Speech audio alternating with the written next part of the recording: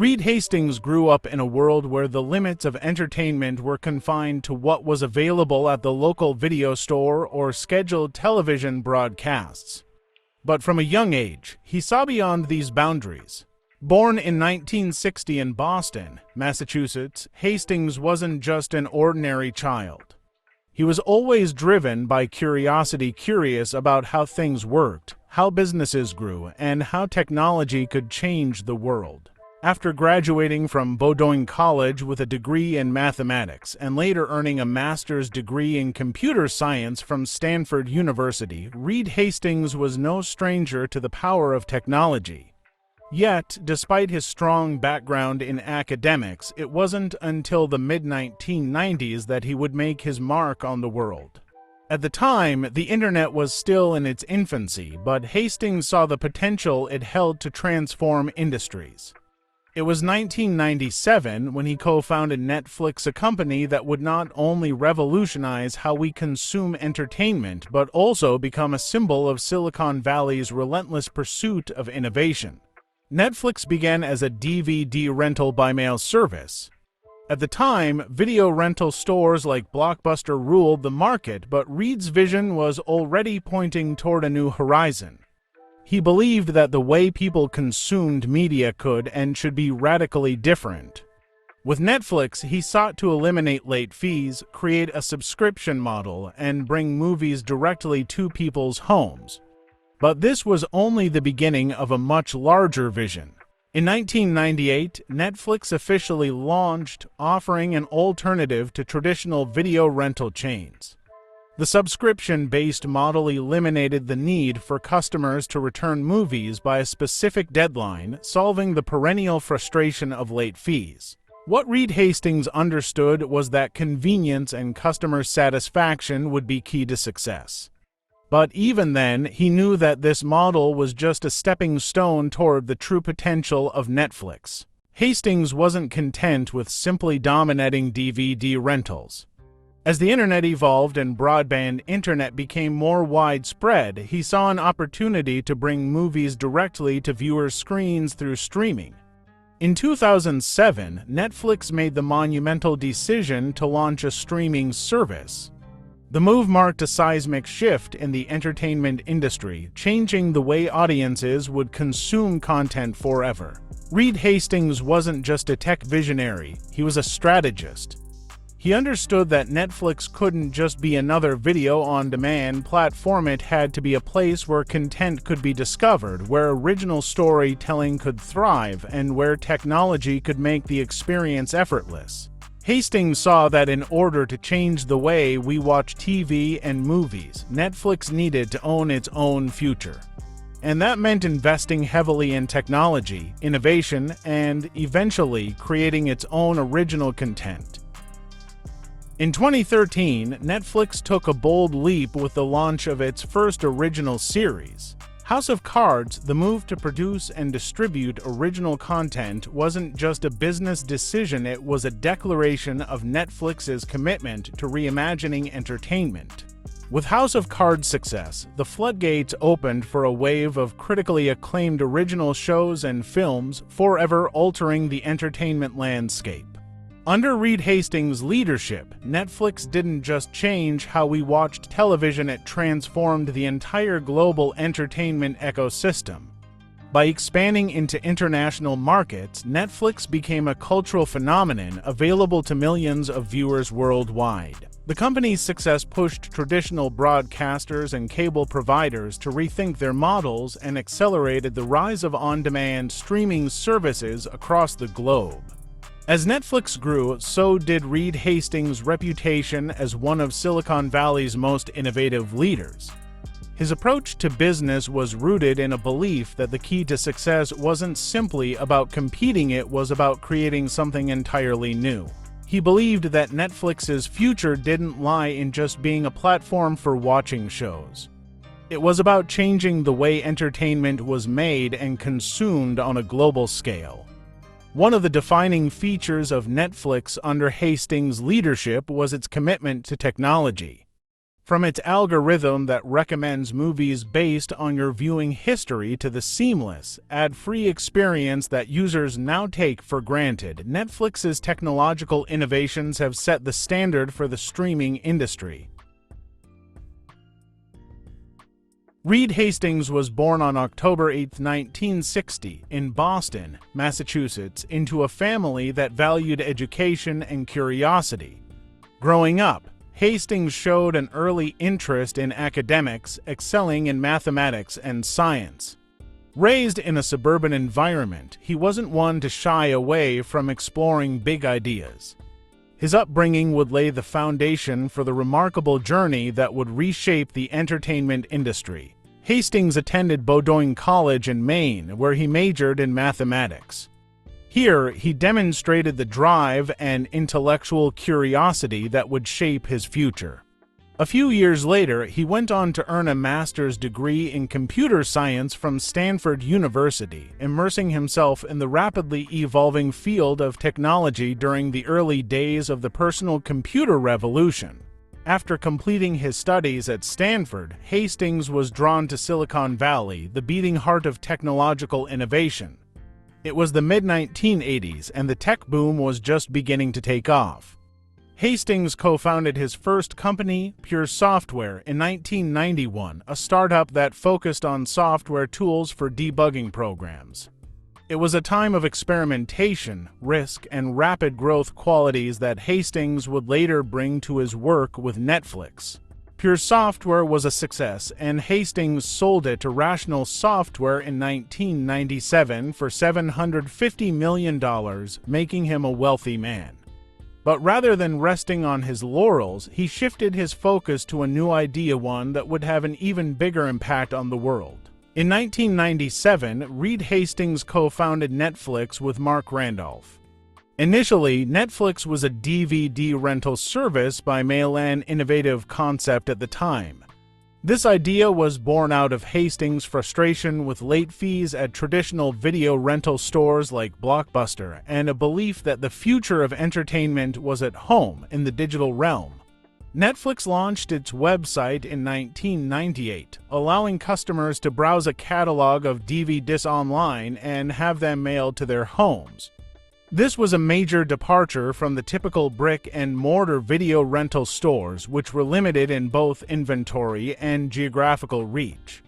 What made Netflix different was its subscription model, which eliminated the need for late fees, offering a convenient and stress-free rental experience. Hastings' vision was clear. He wanted to build a business that would change the way people consumed entertainment. His ambition was not just to compete with video rental chains, but to completely overhaul the industry by making rentals more convenient, affordable, and customer-friendly. But what Hastings realized early on was that this was just the beginning. Despite early growth, Netflix faced challenges. Blockbuster, the dominant video rental company at the time, was slow to embrace digital technology and dismissed Netflix's subscription model as a passing trend. Hastings, however, saw the future differently. He saw the internet as the ultimate platform for entertainment, and he knew that streaming would eventually change everything. In 2007, Netflix made a bold move. Recognizing the rise of broadband internet and the increasing demand for on-demand content, the company transitioned from a DVD rental service to an online streaming platform. It was a gamble that would forever change the way people consumed television and movies. Hastings' bet on streaming paid off, and Netflix rapidly grew, offering viewers instant access to an ever-expanding library of content. As streaming took off, Netflix's model evolved even further. By 2013, Netflix had taken a groundbreaking step, producing its own original content. The launch of House of Cards, Netflix's first original series, marked a pivotal moment in the company's history. It demonstrated that Netflix wasn't just a platform for watching content, it was a major player in content creation. Under Hastings' leadership, Netflix became a leader in original programming, delivering hits like Orange is the New Black, Stranger Things, and The Crown. These shows were not just hits. They were cultural phenomena, and they changed the way audiences consumed television, making binge-watching a global habit. Hastings was reshaping the entertainment landscape, competing with traditional TV networks and movie studios on a level they had never anticipated. One of Hastings' most significant achievements was Netflix's expansion into international markets. What started as an American service soon became available in nearly every country around the world. Hastings recognized the global potential of Netflix and worked to create a service that could adapt to diverse markets, overcoming challenges such as censorship and language barriers to become a global powerhouse. By 2016, Netflix was available in over 190 countries with more than 70 million subscribers. The service had become a household name, and Hastings had succeeded in his mission to not only change how people watch television, but to make Netflix a truly global brand. Hastings' belief in technology and data was key to Netflix's success. By using sophisticated algorithms to recommend content based on a user's viewing history, Netflix created a personalized experience for each subscriber. The seamless interface and commitment to eliminating distractions, like ads, made the viewing experience unrivaled. While Netflix's success seems inevitable in hindsight, it was far from guaranteed. Hastings faced significant challenges along the way: critics who doubted his vision, competitors who tried to replicate his business model, and internal struggles as the company pivoted from DVD to streaming and then to content creation. Yet, throughout it all, Hastings remained focused on one goal: to give people what they wanted, entertainment on their terms. Despite his massive success, Hastings has remained grounded, focusing not only on the business side of things but also on social causes. A strong advocate for education reform, he has donated millions to educational initiatives and served on various boards. His commitment to social good has made him a respected figure not just in tech but in broader philanthropic circles. Today, Reed Hastings continues to drive Netflix into the future. From interactive storytelling with Bandersnatch to exploring virtual reality and gaming, Hastings' desire to push the boundaries of entertainment shows no sign of slowing down. As Netflix moves into new frontiers, Hastings' impact on the entertainment world is undeniable. Reed Hastings didn't just change the way we watch TV. He changed the way we think about media, how it's consumed, how it's made, and who controls it. He's not just a Silicon Valley entrepreneur. He's a cultural architect shaping the entertainment industry in ways few could have imagined. And as Netflix continues to evolve, one thing is clear: Reed Hastings' vision has left an indelible mark on the world.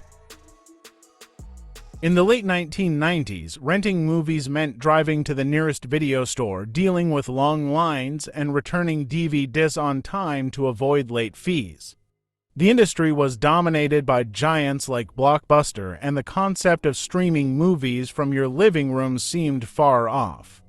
But Reed Hastings had a different vision, one that would transform not only the way we watch movies, but how we think about entertainment itself. In 1997, Hastings co-founded Netflix with Mark Randolph.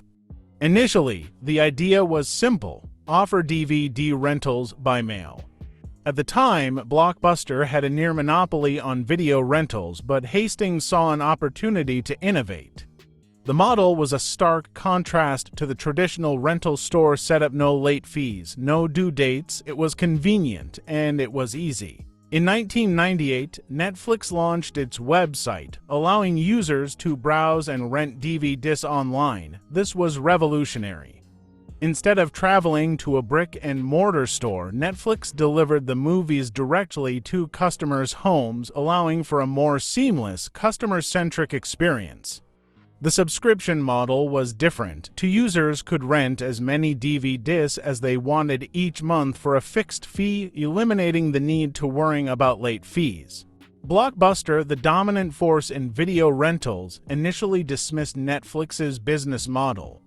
But Hastings wasn't deterred. He had a bigger vision, one where technology could transform the entire way people consumed content. His plan was to build a scalable business, one that didn't just rely on physical stores and DVDs, but could harness the power of the internet to deliver entertainment directly to consumers. The early years were far from easy. Netflix struggled with low subscriber numbers, and the DVD by mail business model had its limitations. At the same time, Blockbuster continued to dominate, but Hastings was patient. He knew the internet would eventually play a central role in how people consumed media, and he wasn't ready to give up on his dream. As the internet became more ubiquitous and broadband internet access expanded, Hastings began to see a new opportunity. The era of physical media was rapidly coming to an end, and streaming, the ability to watch movies and TV shows instantly over the internet, was emerging as the next big thing. In 2007, Netflix made its boldest move yet, the launch of its streaming service. The idea was revolutionary. For the first time, subscribers could watch movies and TV shows instantly without waiting for a DVD to be mailed. This shift was a game changer, and it marked the beginning of Netflix's rise to dominance. At first, the streaming library was small, but the concept was clear. Hastings had created a platform that could deliver entertainment without the need for physical media. The potential was enormous. Streaming was a faster, more convenient way for consumers to access content, and it would only continue to improve as internet speeds and technology advanced. In 2013, Netflix took its next bold step, the launch of its first original series, House of Cards. This marked the beginning of Netflix's transformation from a content distributor to a content creator. By producing its own series, Netflix had the power to curate its own library of content, bypassing traditional television networks and film studios altogether. The success of House of Cards opened the door for a wave of groundbreaking original content. Series like Orange is the New Black, Stranger Things, and The Crown became instant hits, attracting millions of subscribers worldwide. What was once a service for renting DVDs had now become a cultural force, creating shows that were as influential as anything on traditional television. As Netflix's content library grew, so did its subscriber base. By 2016, Netflix was available in over 190 countries with more than 70 million subscribers. Reed Hastings had built a global entertainment empire, revolutionizing the entertainment industry and forcing traditional TV networks and movie studios to rethink their entire business model. Netflix's global expansion wasn't just about offering American content worldwide, it was about creating content for audiences everywhere. From Bollywood films to original series in Spanish, German, and French, Netflix became a truly international platform catering to diverse tastes and preferences. Hastings' vision had always been global, and it was paying off. One of Netflix's key innovations was its use of data. The platform's sophisticated recommendation engine, powered by an algorithm that learns viewers' preferences, changed the way people discovered content. Rather than relying on TV schedules or recommendations from critics, Netflix users could simply log in and receive a personalized list of shows and movies tailored to their tastes. As the platform's technology evolved, so did its viewing experience. Netflix began offering 4K resolution, HDR content, and mobile streaming, making it easier than ever for subscribers to watch their favorite shows and movies on any device, anytime, anywhere. But Reed Hastings wasn't content with just expanding Netflix's reach. He saw an opportunity to create content that was tailored to local tastes, producing original series in countries around the world. Whether it was Narcos in Latin America or Sacred Games in India, Netflix became a platform that not only brought global entertainment to local audiences, but also gave local creators a voice on the world stage. Despite its success, Netflix has faced fierce competition from other streaming giants like Amazon Prime, Hulu, and Disney+. But rather than retreating, Reed Hastings doubled down on his commitment to creating diverse, high-quality content and expanding Netflix's global footprint. Hastings understood that the key to Netflix's success wasn't just the quantity of its content, but the quality. Reed Hastings' leadership transformed Netflix from a small DVD rental company into a global entertainment powerhouse. Today, Netflix is more than just a streaming service. It is a cultural juggernaut that has forever changed the way people consume media. Hastings' vision to bring entertainment directly to consumers anytime and anywhere has reshaped the industry, and with each new chapter, Netflix continues to push the boundaries of what's possible. The rise of Netflix is a testament to the power of innovation, the importance of timing, and the ability to disrupt an entire industry. Reed Hastings' journey with Netflix has not only transformed entertainment, but has redefined how we experience stories. And with the company continuing to evolve, one thing is clear: the revolution in media is far from over. Reed Hastings' impact on the entertainment world is undeniable. From a small DVD rental business to the global streaming giant that Netflix is today, his vision and leadership have reshaped the way we consume entertainment and how the entertainment industry operates. In the 1990s, renting movies meant driving to your local Blockbuster or other video rental chains, choosing a film from their limited stock, and hoping you didn't get charged a late fee. At the time, there were few who could have imagined a world where we'd stream movies and TV shows instantly, on demand, wherever we were. Yet Reed Hastings saw this future, and he set out to make it a reality. Hastings co-founded Netflix in 1997, not to be just another video rental service, but to fundamentally change the industry. His decision to offer DVD rentals by mail wasn't just an innovation, it was the beginning of a new way of thinking about media distribution. Netflix offered the convenience of home delivery, eliminating late fees, and allowing customers to rent unlimited DVD discs for a fixed monthly fee.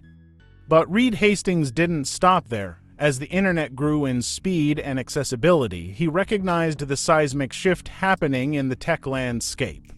The idea of streaming movies online was gaining traction, and Hastings, always ahead of the curve, made the pivotal decision to shift Netflix's focus from DVD rentals to online streaming. In 2007, Netflix launched its streaming service, allowing subscribers to watch movies and TV shows instantly over the internet. This move wasn't just an incremental change, it was a game changer. It signaled the end of the physical media era and began the transformation of entertainment from traditional formats like cable TV and DVD discs to on-demand streaming. Hastings wasn't merely trying to disrupt the video rental industry, he was setting the stage for a total revolution in how we engage with entertainment. He understood that the future of media lay in data, personalization, and accessibility. And Netflix was uniquely positioned to deliver on this promise. A core element of Netflix's success lies in its sophisticated algorithms, which use data to recommend content based on individual tastes. By analyzing what viewers watched, how long they watched, and their ratings, Netflix revolutionized content discovery, making it easier for subscribers to find shows and movies they loved and keeping them engaged for longer periods.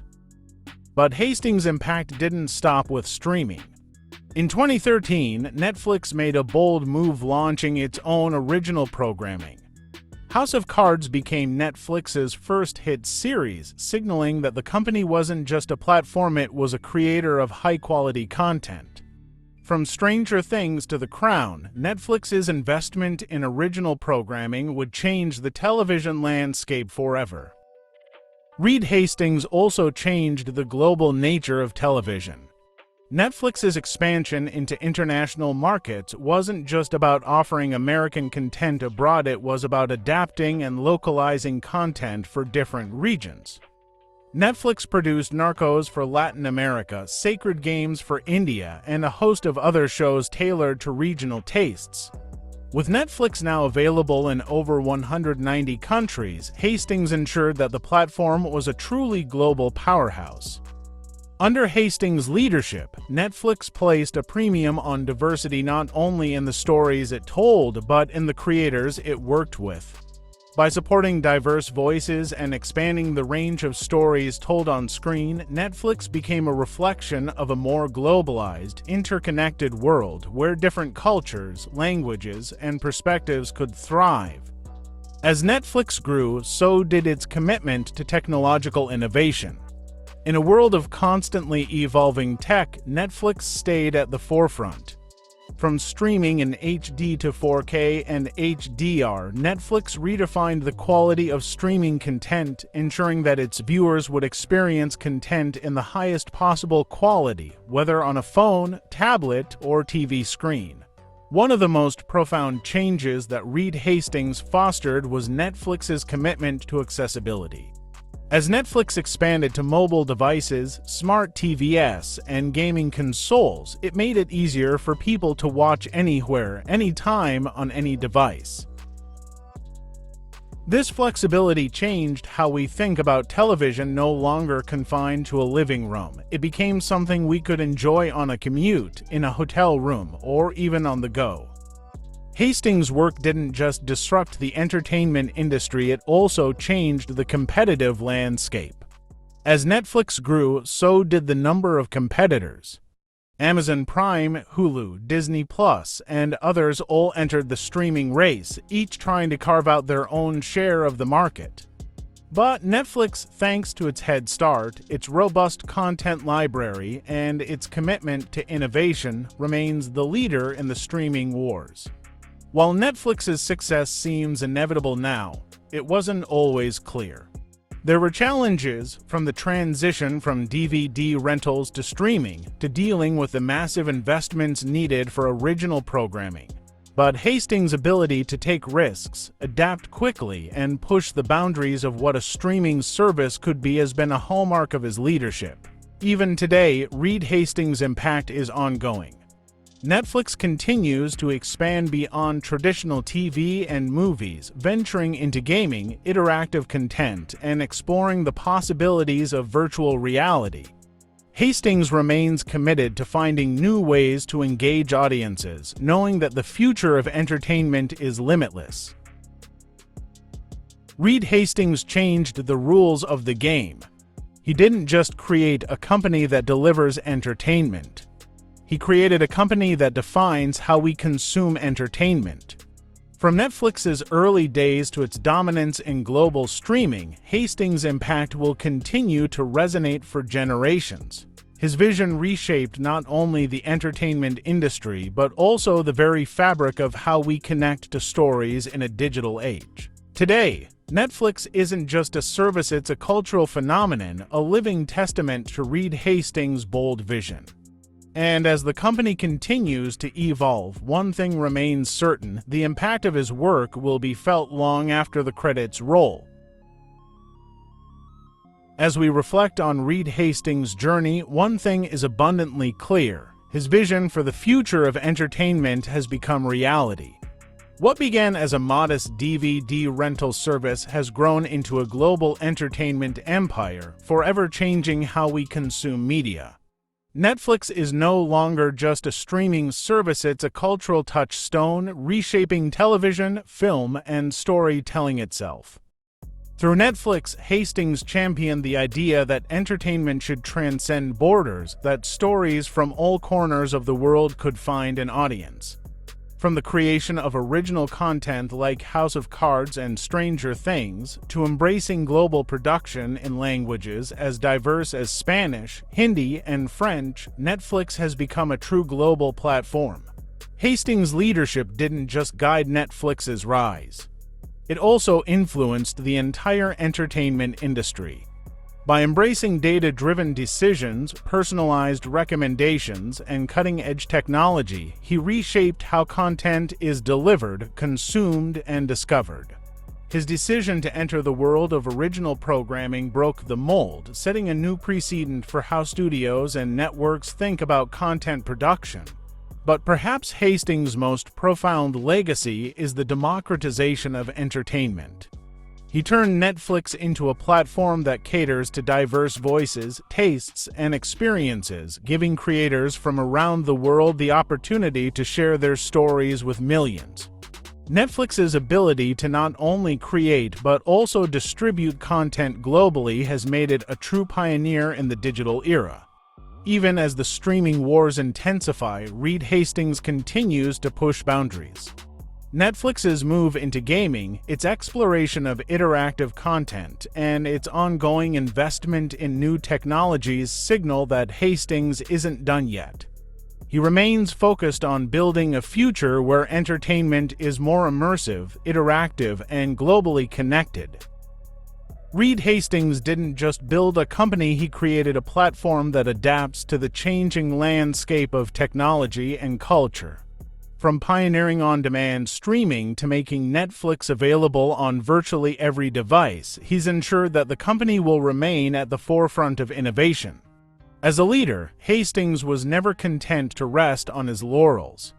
His willingness to take risks, his passion for disruption, and his relentless pursuit of progress have made him one of the most influential figures in modern business and technology.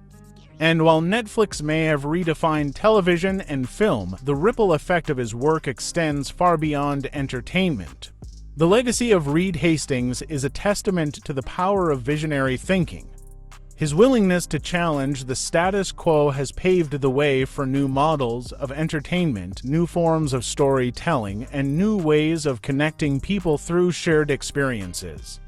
Through Netflix, he has touched billions of lives and changed the course of history.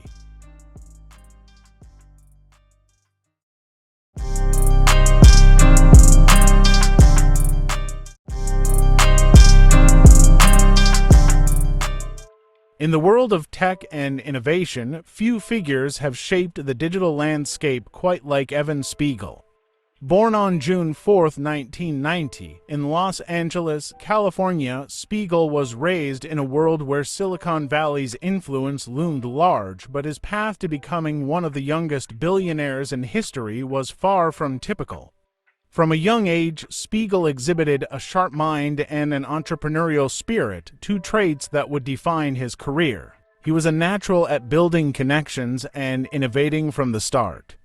During his years at Stanford University, he immersed himself in design and product development, where he met co-founders Bobby Murphy and Reggie Brown.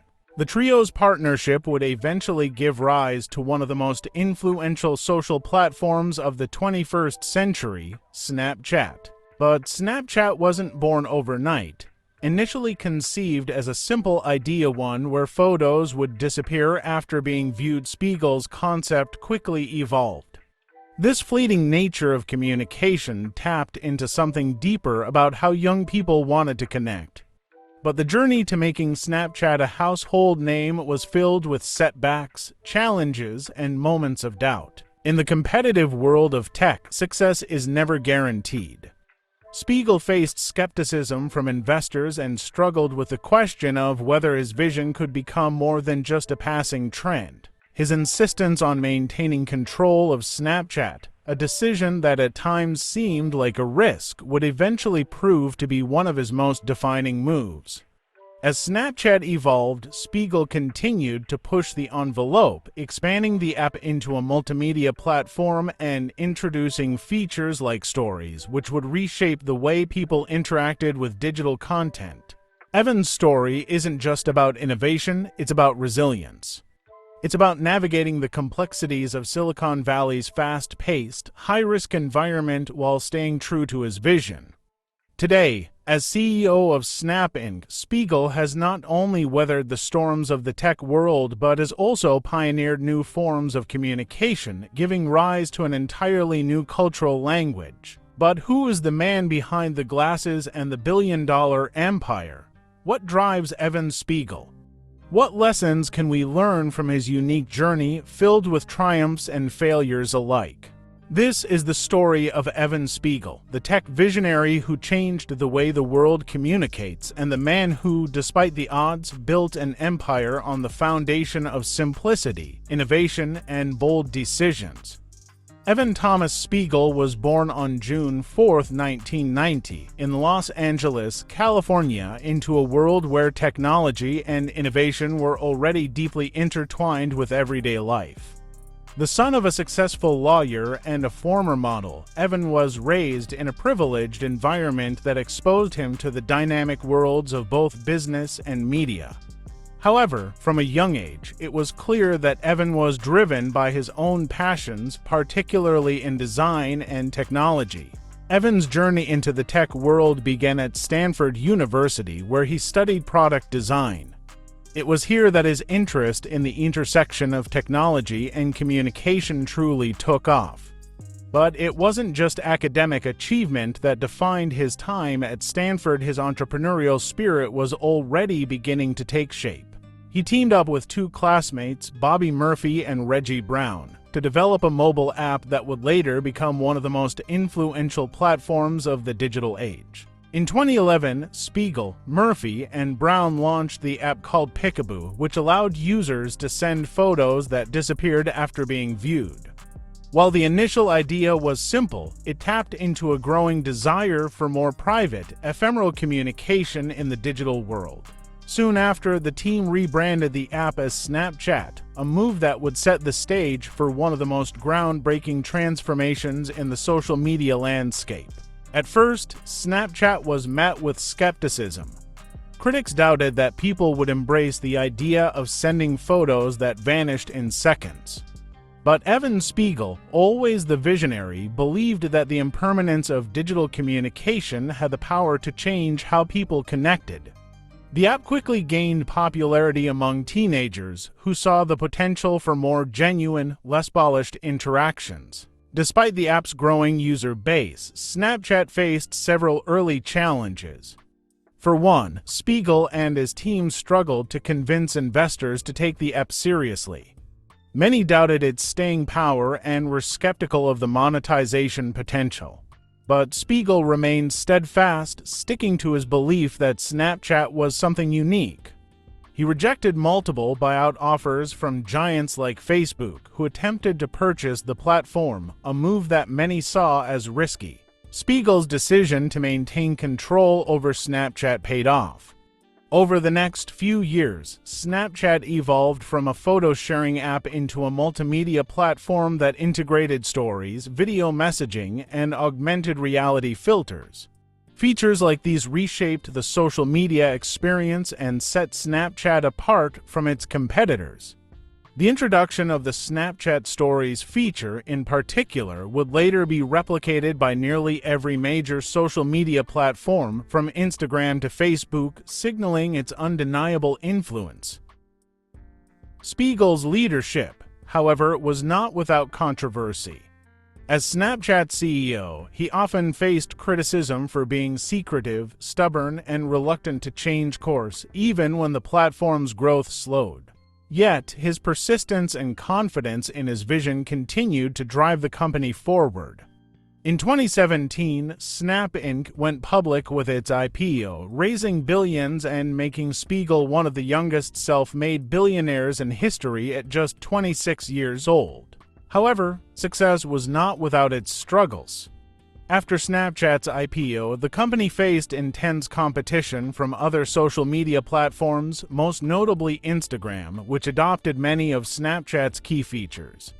In response, Spiegel pushed for constant innovation, leading the company to explore new frontiers like augmented reality and original content. Despite fluctuating stock prices and financial challenges, Spiegel's determination to maintain Snap's independence has remained unwavering.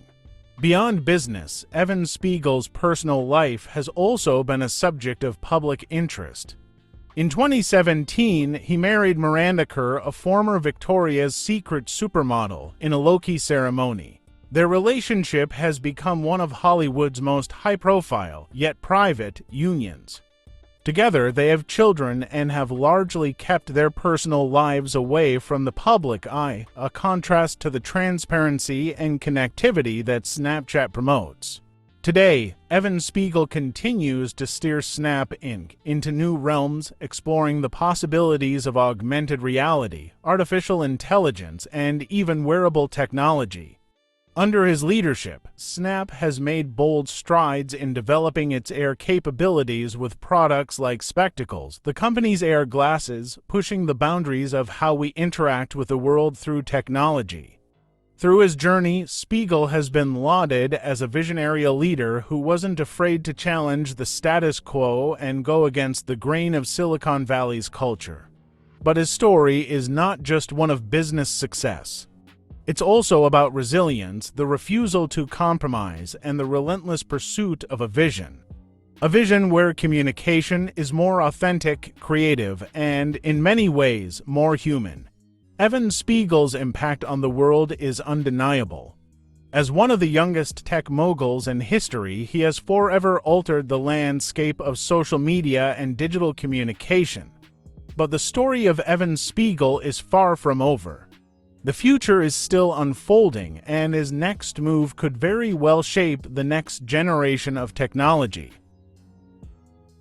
In 2011, Evan Spiegel, along with his co-founders Bobby Murphy and Reggie Brown, created an app that would forever change the way people communicated online. It all began as a simple idea: what if photos could disappear after being viewed? This idea, birthed from Spiegel's desire to make digital communication more genuine and less curated, quickly evolved into something far bigger: Snapchat. Originally called Peekaboo, the app was designed to allow users to send photos that vanished after a few seconds. Spiegel, ever the visionary, believed that this impermanence could solve a growing problem in the digital age: the pressure to curate and filter every aspect of one's online persona. The app allowed people to share moments without the worrying of them being permanently documented and archived on the internet. However, success did not come immediately. In its early days, Snapchat struggled to gain traction, with many people questioning the need for such an app. Critics argued that photos disappearing after being seen was a gimmick, that it would only appeal to a small, niche group. But Evan Spiegel's belief in the power of impermanent communication fueled his perseverance.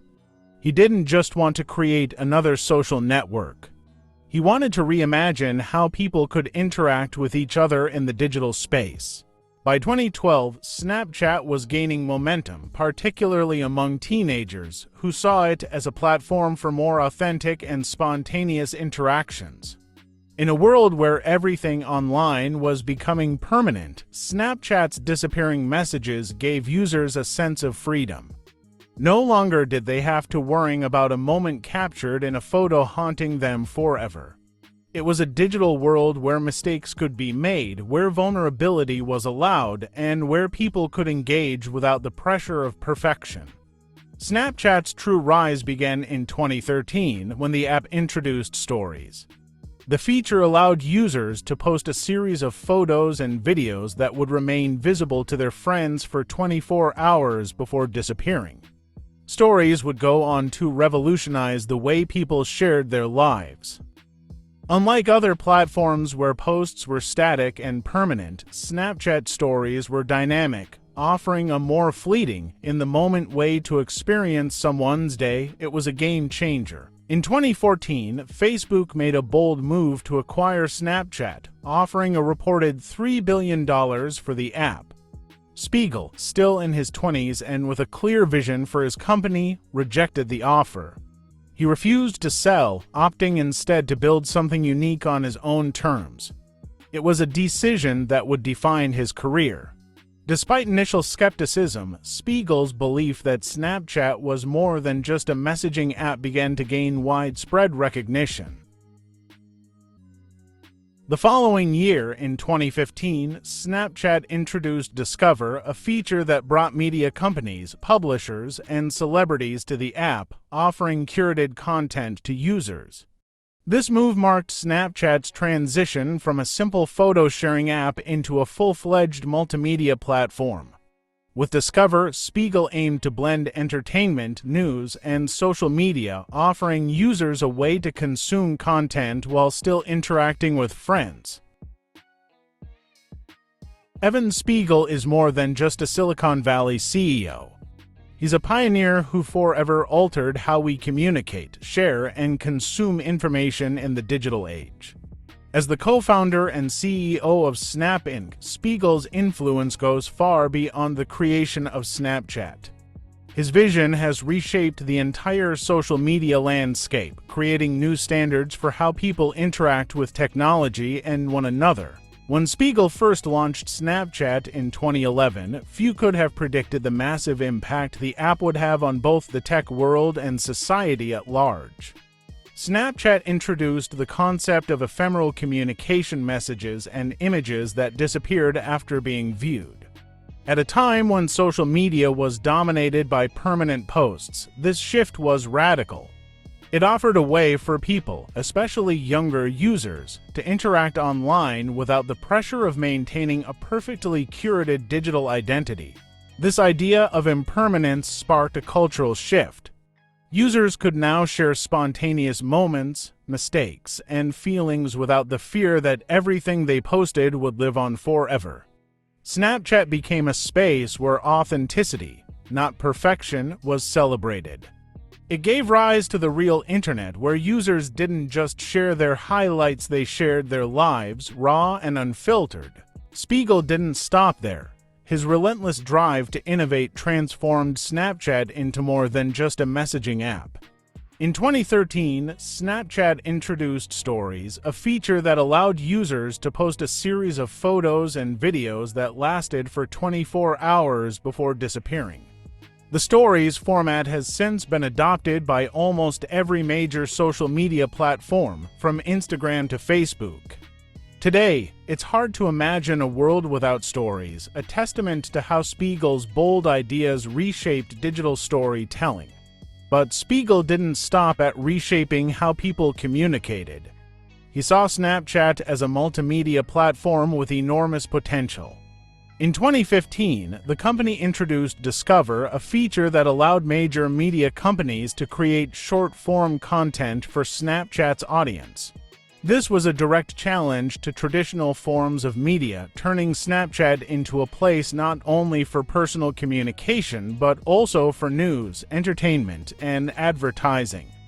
Discover gave a new generation a way to access breaking news and curated content, all within the same platform they used to send silly selfies. In 2016, Spiegel pushed the boundaries even further by introducing Spectacles, Snapchat's very own augmented reality glasses. While this product didn't achieve the same level of success as the app, it showcased Spiegel's forward-thinking approach to technology. He envisioned a world where augmented reality and social media would seamlessly merge, and Spectacles was his first step toward making that vision a reality. Spiegel's insistence on pursuing innovative ideas, sometimes at the expense of immediate profits, highlighted his long-term view of technology. Spiegel's refusal to sell Snapchat, despite lucrative buyout offers, is perhaps one of the most defining aspects of his impact. When Facebook offered $3 billion for Snapchat in 2013, many advised Spiegel to take the money and run, but he resisted, believing that the company's future potential far outweighed any short-term gain.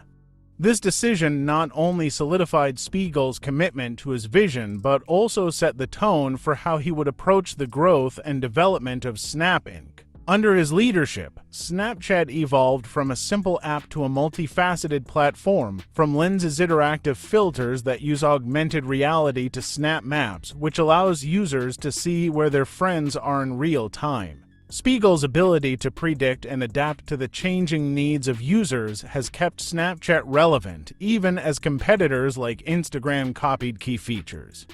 He saw early on that augmented reality was not just a novelty, but the next frontier of social media, and his company has worked tirelessly to lead the charge.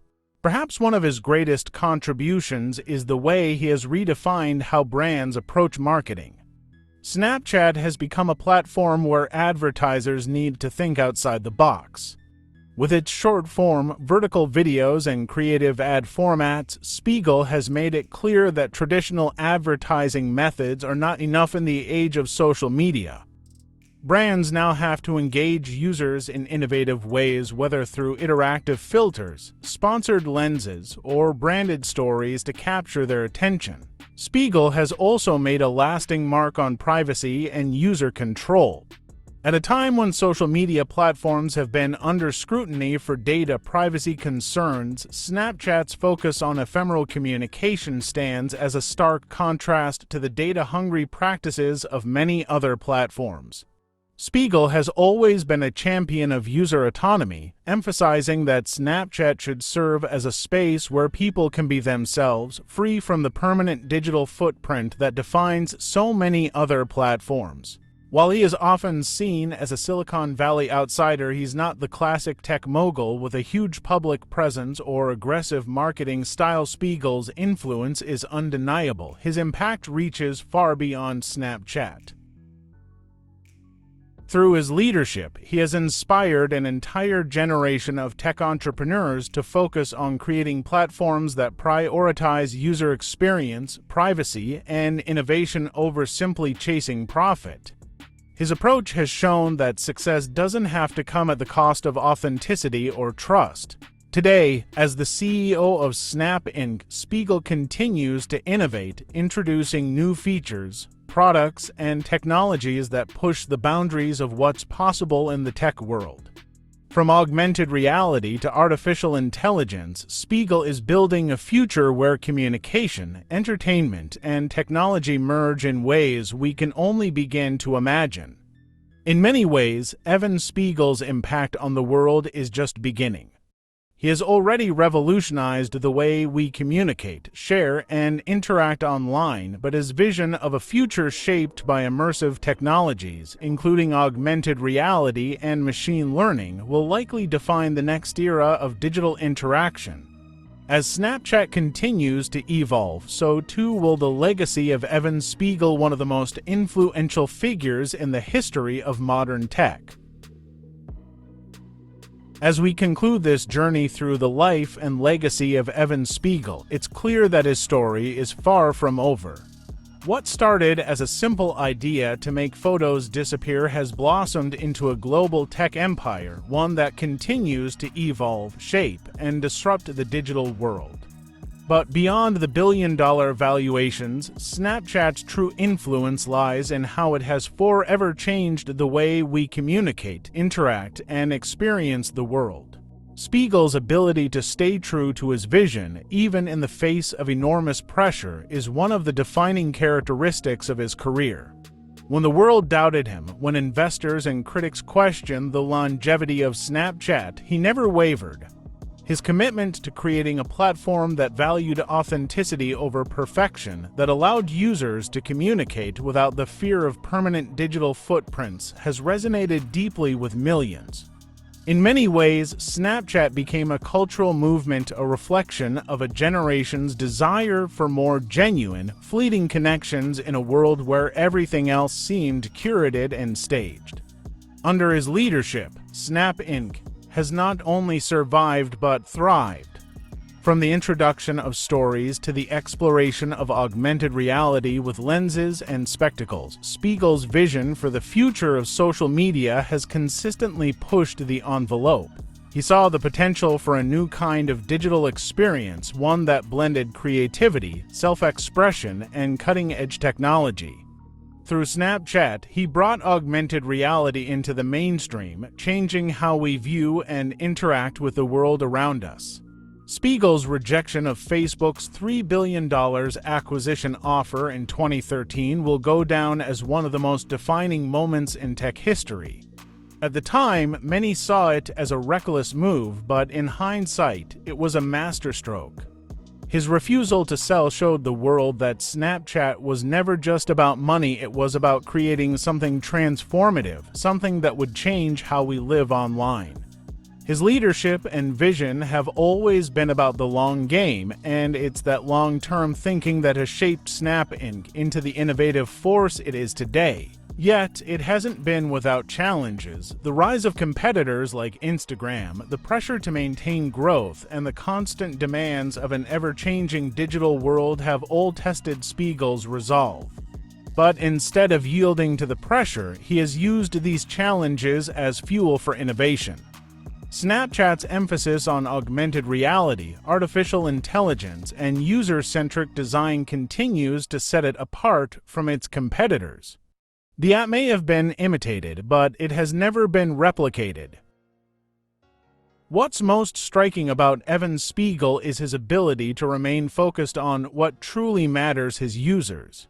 In a tech world often driven by growth at all costs, Spiegel has consistently placed an emphasis on privacy, authenticity, and mental well-being. Snapchat's ephemeral nature, its light-hearted filters, and its focus on real-time, unpolished content have created a space where people can be themselves, free from the pressure to perform. And in a world where digital anxiety is on the rise, that may be one of the most important contributions to date. As a leader, Spiegel's quiet, sometimes even reserved demeanor stands in contrast to the brashness often associated with Silicon Valley moguls. Yet, it is this calm determination, paired with his unwavering belief in his vision, that has made him one of the most influential figures of his generation. Underneath the cool exterior, Spiegel has always been laser-focused on one thing: changing the way people connect, communicate, and experience the world. Today, Snap Inc. continues to push the boundaries of what's possible. With innovations in augmented reality, AI, and even the development of new hardware, Spiegel is laying the groundwork for the next frontier of digital communication. And while Snapchat may have been the catalyst for his success, it's clear that his work has only just begun. The future of Snap, and of Evan Spiegel himself, will be defined by even greater leaps forward in technology, ones that could alter the way we see the world and interact with one another forever. In many ways, Evan Spiegel's journey is a testament to the power of vision and resilience. He has shown the world that sometimes the greatest achievements come not from following the crowd, but from daring to chart your own course. As he looks ahead, it's clear that the digital landscape will continue to evolve in ways we can only begin to imagine, and Evan Spiegel will undoubtedly be at the forefront of that change, continuing to shape the world of tomorrow. The story of Evan Spiegel is far from over. In fact, it's just beginning. And as technology continues to advance, one thing is certain: his influence will remain, shaping the future of digital communication for generations to come.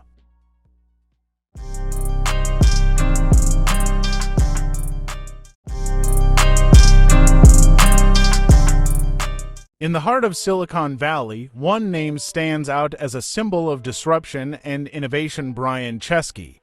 Born on August 29, 1981, in Niskayuna, New York, Chesky grew up with an entrepreneurial spirit and a passion for design. As a child, he had a knack for creating things, from toys to intricate models. But it wasn't until he enrolled at the Rhode Island School of Design that he began to realize how his creative instincts could change the world. Chesky's journey into the world of tech began after he graduated in 2004, when he moved to San Francisco with his co-founder, Joe Gebbia. Together, they would lay the foundation for what would become Airbnb, one of the most revolutionary companies in the history of the travel industry, but their path to success wasn't easy. In fact, it started with a simple yet bold idea. They rented out air mattresses in their apartment to help cover their rent during a busy conference in the city. It was an idea born out of necessity, but it soon evolved into something far larger. At first, the concept seemed outlandish. Who would want to stay in a stranger's home? But Chesky and Gebbia believed in the potential of this idea of offering people unique, authentic travel experiences, of connecting hosts with guests in a way traditional hotels never could. It was a challenge to get the concept off the ground. They faced financial struggles, skepticism from investors, and the constant battle of convincing people to trust a service that was completely new and unfamiliar. But Chesky's vision and determination never wavered. In 2008, the trio was joined by Nathan Blecharczyk, who helped develop the platform's technical infrastructure, and Airbnb was born. The company initially struggled to gain traction, but a combination of creativity, relentless marketing, and a commitment to providing customers with unparalleled experiences slowly started to pay off. Airbnb's model empowering ordinary people to open their homes to strangers resonated with people all over the world.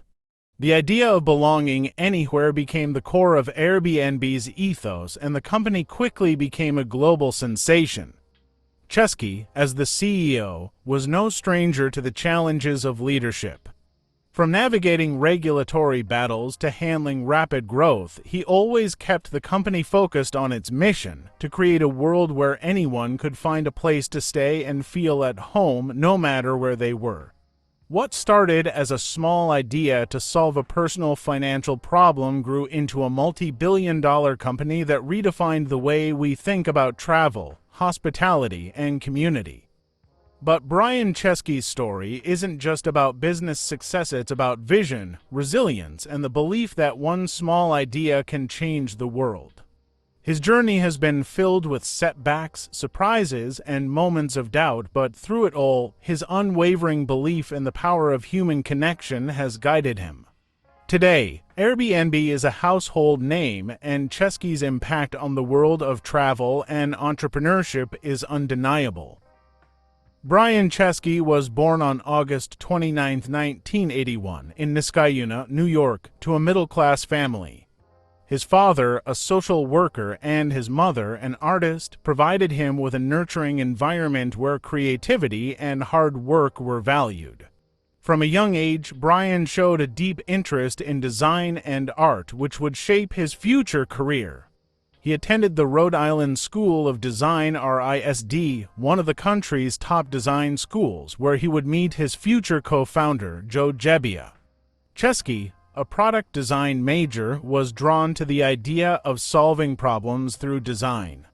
At RISD, he began to hone his skills in product and industrial design. But he didn't just want to create for the sake of creating.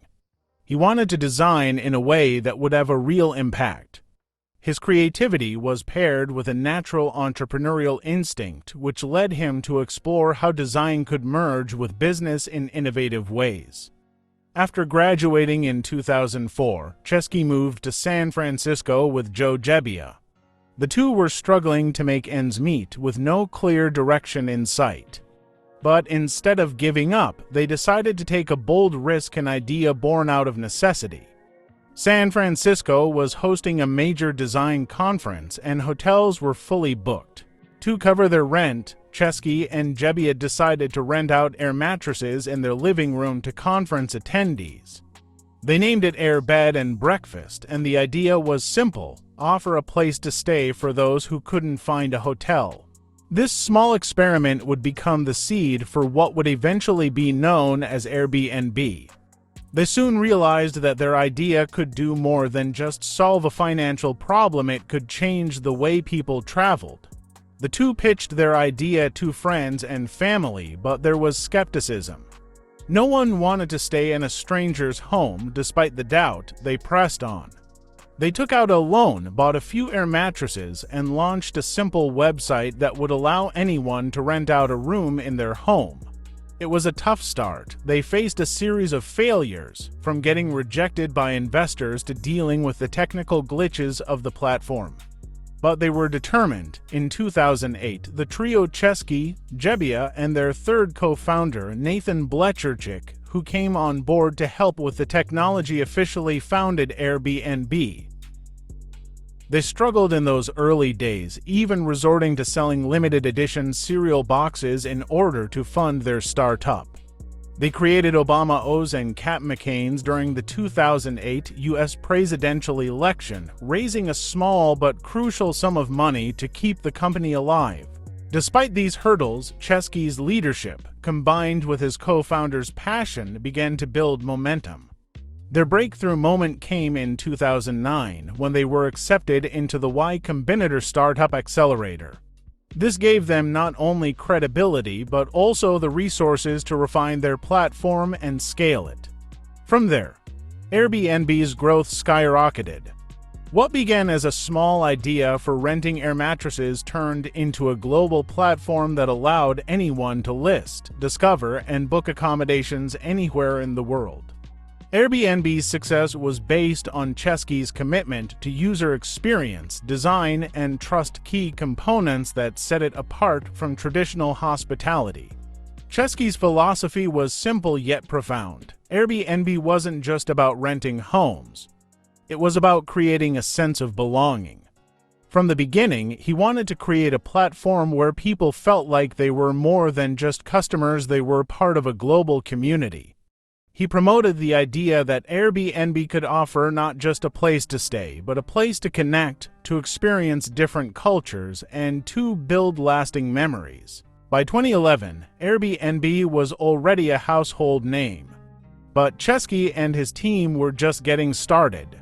They continued to innovate, introducing new features like the Airbnb mobile app, which allowed users to book on the go, and Airbnb experiences, which allowed travelers to book unique, local activities hosted by locals.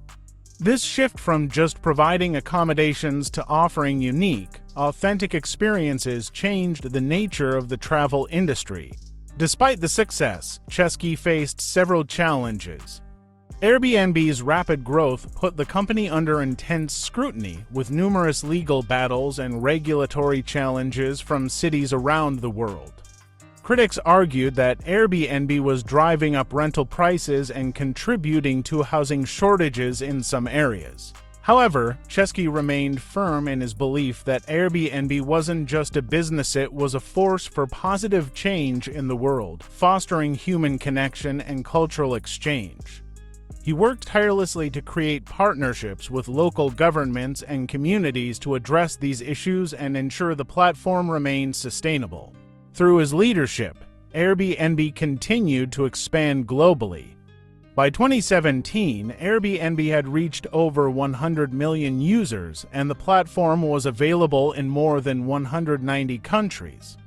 The company was valued at over $30 billion, making Chesky one of the youngest billionaires in the world. But for Chesky, the mission was always more important than the financial rewards. He was determined to build a company that had a lasting impact not just on the travel industry but on how people viewed the concept of home. In 2020, as the world faced the COVID-19 pandemic, Airbnb faced its most significant challenge yet. Travel came to a halt and the company had to lay off 25% of its workforce. However, Chesky's resilience and ability to adapt were on full display as he pivoted the company's focus to domestic and local travel, creating new ways for people to travel safely during the pandemic. Under his leadership, Airbnb survived the crisis and quickly rebounded, showing once again the strength of his vision. Today, Brian Chesky is more than just the CEO of Airbnb. He's a symbol of innovation, resilience, and the power of creativity.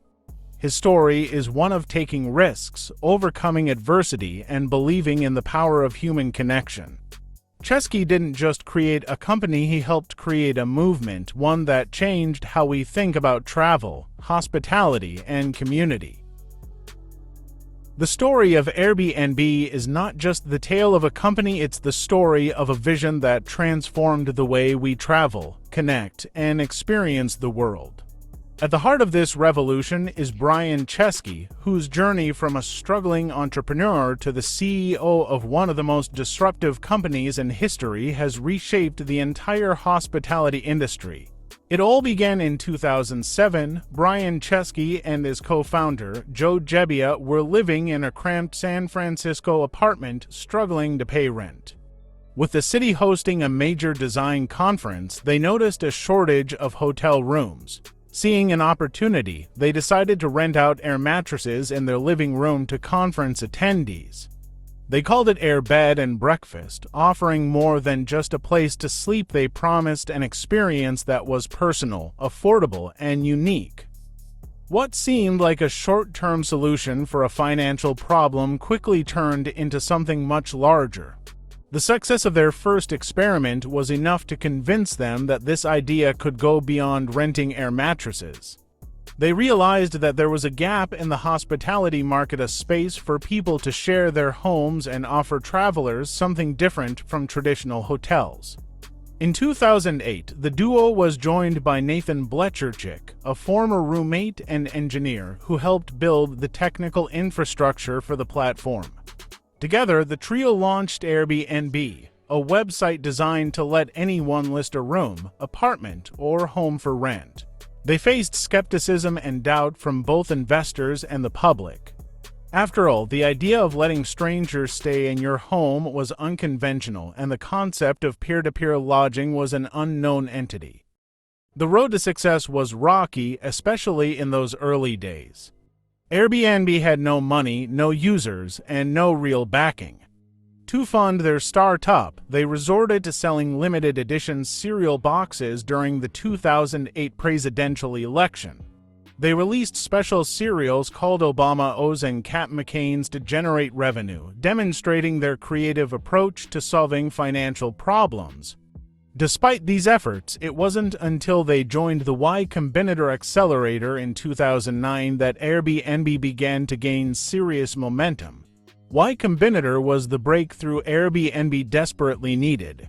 With the guidance and funding they received, they refined their website, and word started to spread. Slowly, people began to see the value in the idea of staying in a stranger's home. What started as a niche market soon began to grow, and more hosts began offering their homes for short-term rental. By 2011, Airbnb was a household name, and it was becoming evident that the company had created something revolutionary. The company's ability to leverage technology to connect hosts with travelers was a game changer. Unlike traditional hotels, Airbnb provided unique, personalized experiences. People could now stay in homes, apartments, or even castles, places that reflected the culture and character of the city or region they were visiting. The company was not just selling rooms, it was selling authentic travel experiences that hotels could never replicate. One of the company's most pivotal moves was the launch of Airbnb Experiences in 2016. With this new initiative, Airbnb expanded beyond just accommodations to offer travelers activities curated by local hosts. Whether it was a cooking class in a Parisian kitchen or a surfing lesson in Hawaii, Airbnb Experiences allowed guests to truly immerse themselves in the local culture, making their trips more meaningful and personal. But Airbnb's rise wasn't without challenges. Cities around the world, concerned about the impact Airbnb was having on local housing markets, began to impose regulations on short-term rentals. Governments and hotel industries were vocal in their opposition, accusing the company of driving up rental prices and contributing to housing shortages. However, despite these challenges, Chesky and his team remained focused on the bigger picture, building a platform where people could feel like they belonged anywhere in the world. Chesky's leadership during these regulatory battles was crucial. He believed that Airbnb was not just a business, it was a movement. The company wasn't just about accommodations. It was about fostering global human connection, creating opportunities for people to interact with cultures and communities they may never have encountered before. Chesky's personal commitment to the values of belonging, trust, and community were woven into the DNA of Airbnb, even as the company faced resistance from powerful forces. The company's ability to scale quickly was nothing short of impressive. By 2015, Airbnb had expanded to over 190 countries with millions of listings available worldwide. By offering travelers a chance to book unique, personalized accommodations in places they may have never considered, Airbnb created an entirely new way to experience travel. It was no longer just about visiting a destination, it was about living in it, even if only for a few days. With its rapid growth came the pressure to continue innovating. In 2017, Airbnb launched Airbnb Plus, a collection of high-quality homes that met a set of rigorous standards, ensuring travelers had access to consistently great experiences. This helped address concerns about quality and reliability, which had sometimes been a barrier to trust among new users, but Chesky didn't stop there. His vision for the future extended beyond just accommodations. He wanted Airbnb to redefine what it meant to belong anywhere in the world. Despite the success and milestones, Airbnb faced one of its biggest challenges in 2020, the COVID-19 pandemic. With global travel at a standstill, the company was forced to rethink its approach. In response, Chesky and his team pivoted quickly, focusing on local and domestic travel while ensuring that hosts and guests could travel safely. This adaptability allowed Airbnb to weather the storm and rebound quickly once the world started to recover. By the time Airbnb went public in December 2020, it was clear that the company had not just survived, it had thrived. With a market valuation that soared to over $100 billion, Airbnb's success wasn't just about profitability. It was about the cultural impact it had made. The company had changed the way people thought about travel, home sharing, and hospitality. Today, Airbnb is a symbol of innovation in the global travel industry.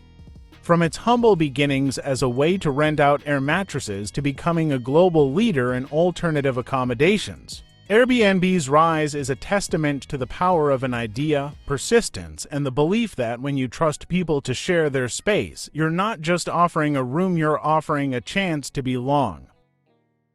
Brian Chesky's impact goes far beyond the creation of Airbnb. He has fundamentally reshaped industries, economies, and even the way we think about home, travel, and human connection. Through his vision, Chesky didn't just build a billion-dollar company. He created a movement that has altered the global landscape in ways that few could have predicted. From the very beginning, his approach was about more than just making money. It was about creating a platform that brings people together. Before Airbnb, the concept of home sharing was mostly seen as an afterthought, something that existed in small, niche markets. But Chesky's genius was in seeing the potential for something bigger.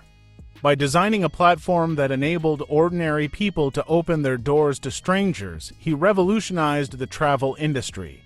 Airbnb didn't just disrupt hotels, it redefined what hospitality could mean.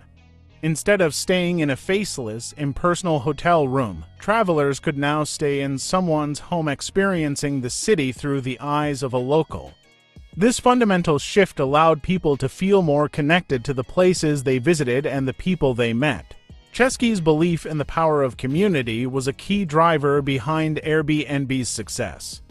From the outset, he wanted Airbnb to be more than just a marketplace for accommodations. He wanted it to be a place where people could belong. The idea of belonging anywhere became the company's mission, shaping everything from product design to marketing campaigns. This idea wasn't just a slogan, it was a reflection of Chesky's core belief that travel should be about experiences and human connections, not just places to sleep. Under Chesky's leadership, Airbnb expanded rapidly, touching nearly every corner of the globe. By 2015, Airbnb had listings in more than 190 countries, with millions of hosts offering homes, apartments, and even unique spaces like tree houses or castles. This vast expansion didn't just create a global business.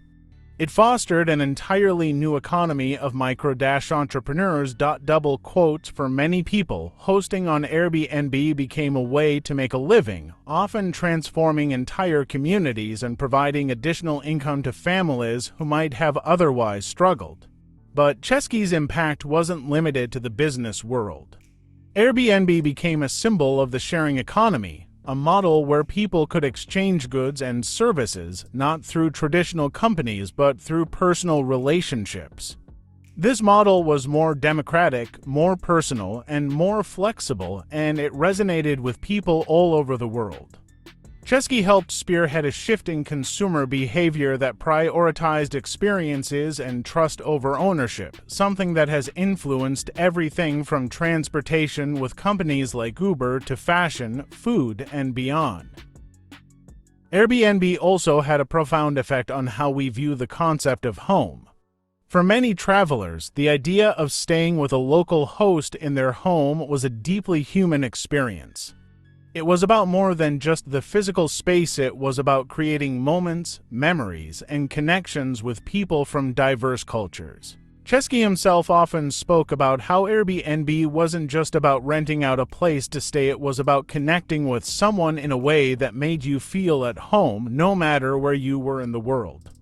This reimagining of home, hospitality, and travel has influenced millions of people, and it has helped fuel the growing desire for authentic, meaningful experiences.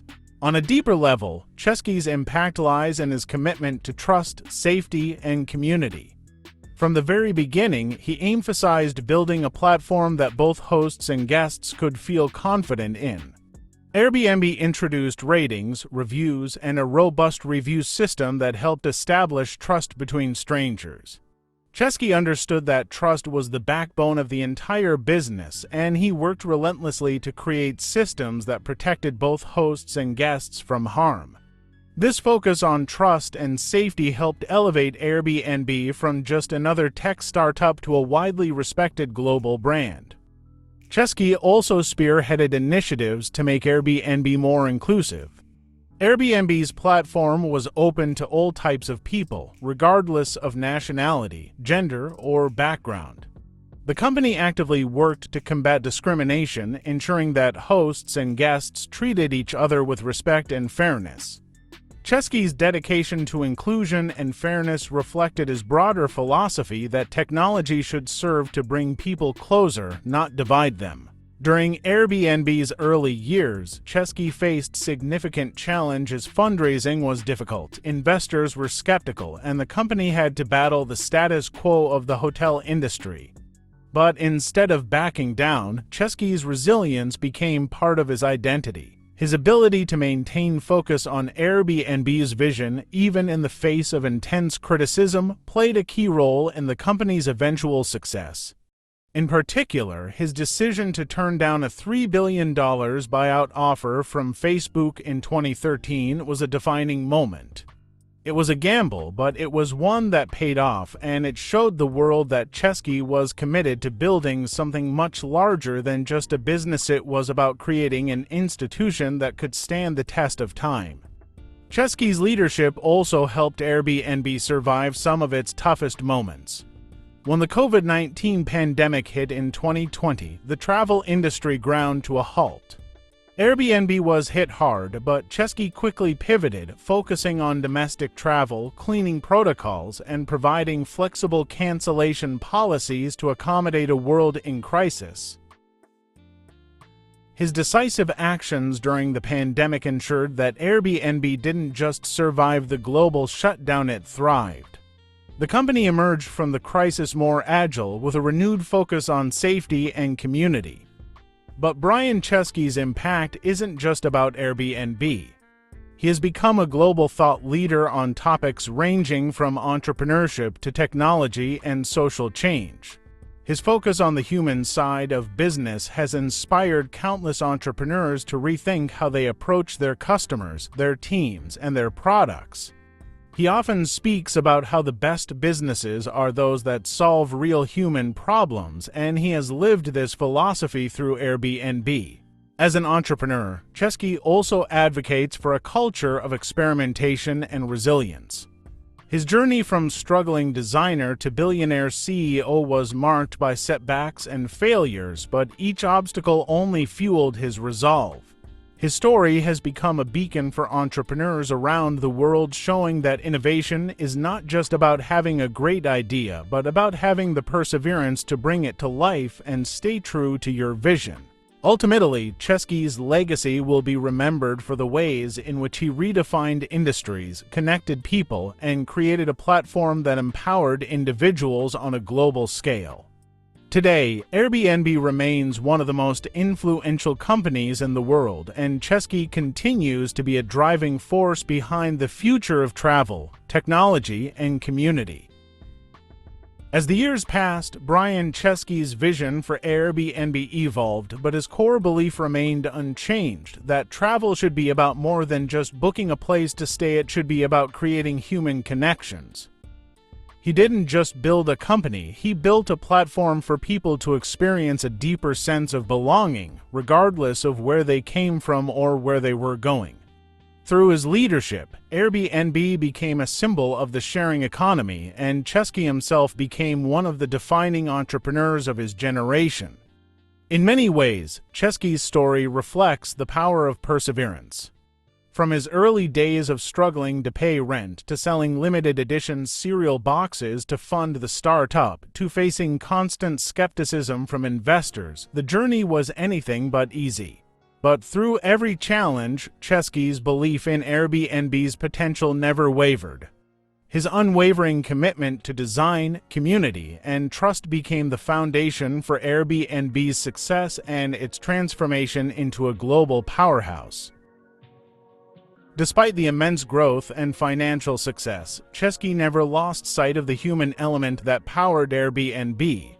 His focus on providing people with authentic travel experiences, a sense of belonging, and access to local culture resonated deeply with millions of users around the world. In this way, Brian Chesky didn't just disrupt an industry, he redefined it. His company introduced the world to a new way of thinking about hospitality, where personal connections and unique experiences took precedence over traditional accommodations. Even in the face of the COVID-19 pandemic, which brought the global travel industry to a standstill, Chesky's leadership proved to be pivotal.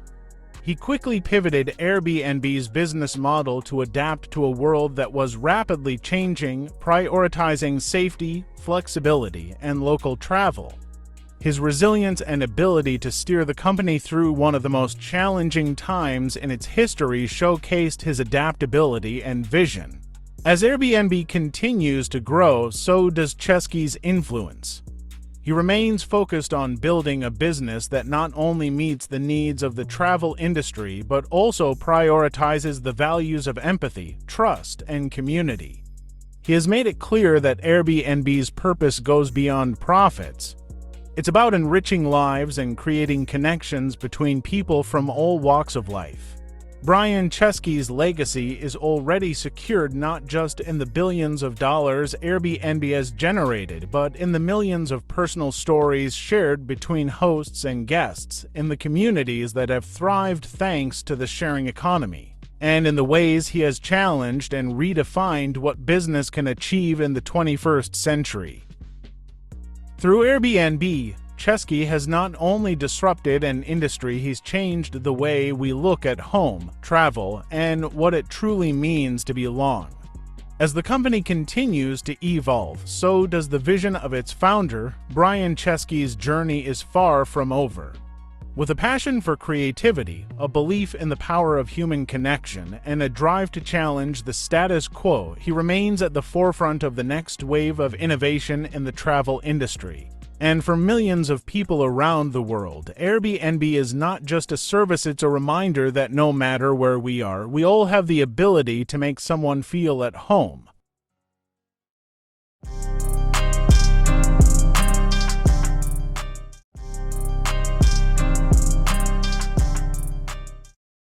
Jack Dorsey is a name that has become synonymous with the digital age. Born on November 19, 1976 in St. Louis, Missouri, Dorsey's journey into the world of technology began with a fascination for communication and connectivity. From a young age, he was captivated by the idea of networks, how people interacted, how messages were sent and received, and how systems could be structured. This curiosity would later lead him to create one of the most influential platforms in the world. Dorsey's path to becoming a tech mogul wasn't without its challenges. He studied computer programming and developed an early interest in both coding and design. After dropping out of college, Dorsey's drive to create something revolutionary led him to Silicon Valley in the late 90s, where he would eventually co-found Twitter. However, before Twitter, there was another ambitious project, Square, a company aimed at democratizing payments and making it easier for anyone to accept credit card transactions using a mobile device. What truly sets Dorsey apart is his ability to create products that capture the pulse of the modern world. Twitter, launched in 2006, gave people a real-time platform to communicate, share thoughts, and create movements, shrinking the world in a way that had never been done before. It was simple, effective, and instantly resonated with users across the globe. Today, Twitter has become a cornerstone of the digital communication landscape, with millions of users sharing everything from breaking news to personal opinions. Dorsey's role as a visionary didn't stop with Twitter. In 2009, he launched Square, transforming the way small businesses could engage with consumers by allowing them to accept credit card payments with a small, portable device. Square was revolutionary not just for its technology, but for its ability to empower millions of entrepreneurs around the world, giving them access to financial tools that were once out of reach. As both the co-founder and CEO of Twitter, and later as the CEO of Square, Dorsey's influence has grown exponentially.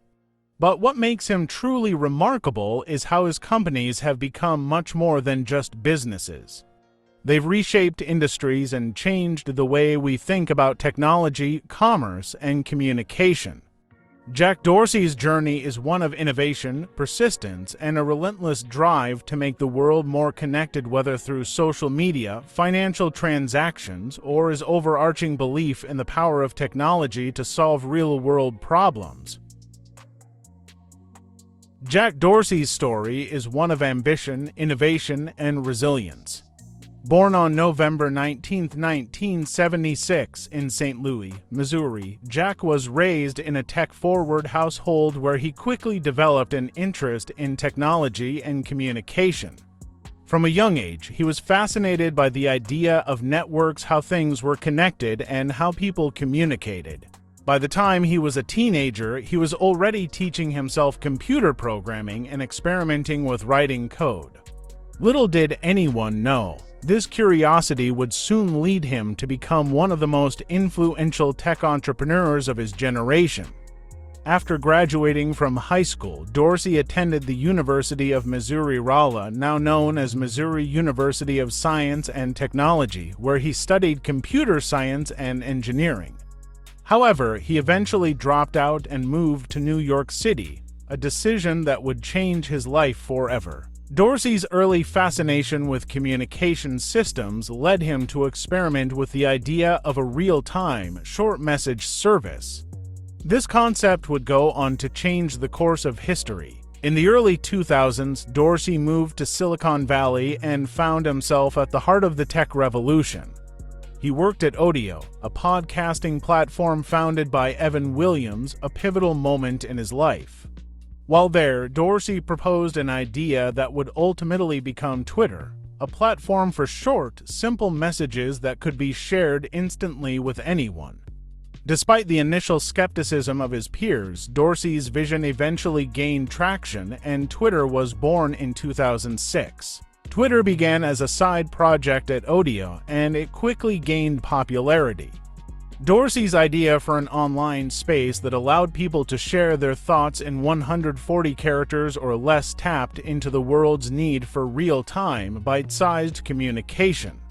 It was simple, direct, and powerful, and it didn't take long for people to embrace the new platform. Twitter exploded in popularity, and what was once a small project became a global phenomenon.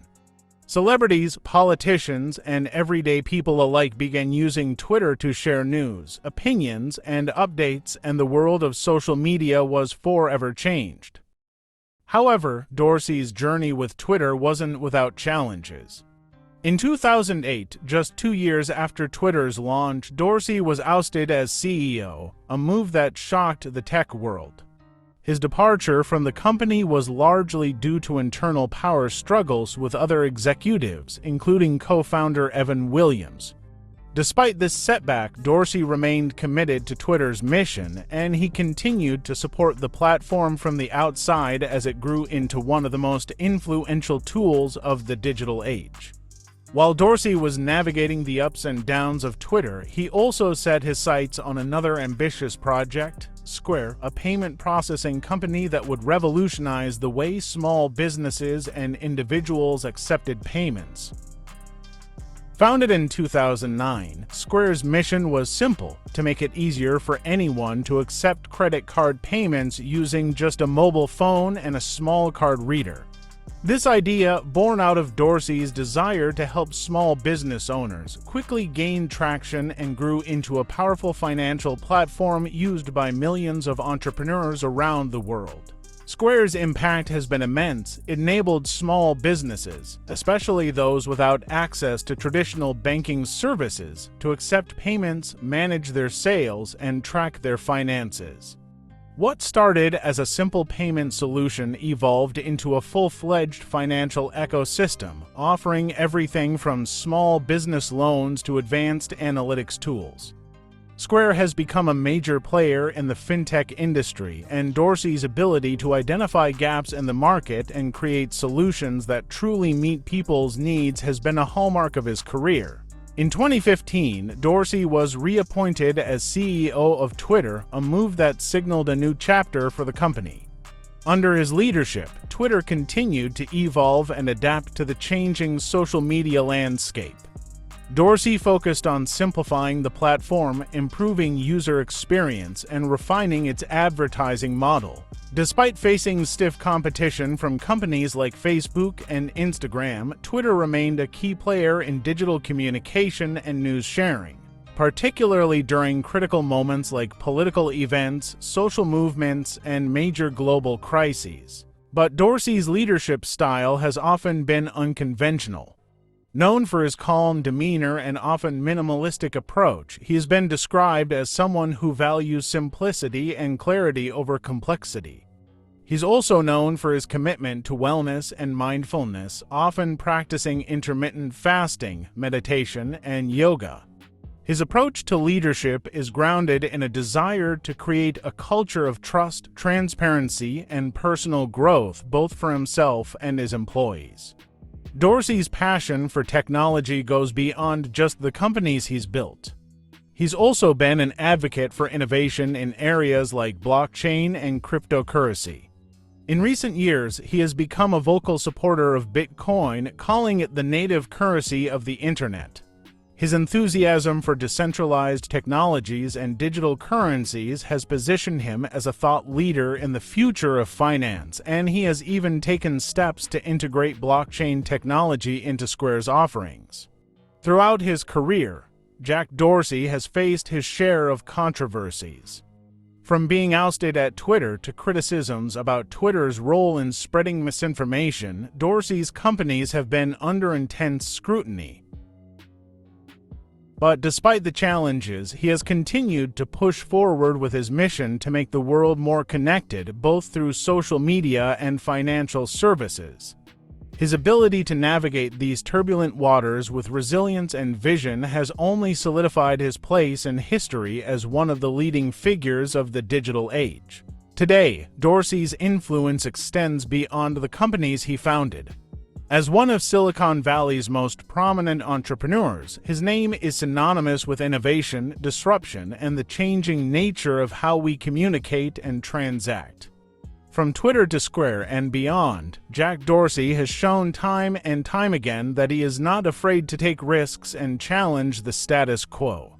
His legacy is still unfolding, and with his continued focus on innovation, it's clear that Dorsey will remain a key figure in the tech world for years to come.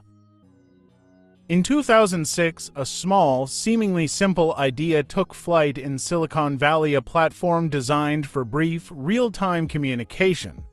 At the time, no one knew that this idea would transform the digital landscape forever.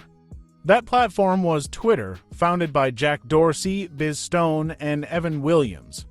What started as a way to share short status updates would soon evolve into one of the most influential communication tools the world has ever known. The story of Twitter's rise began at Odeo, a podcasting company co-founded by Evan Williams.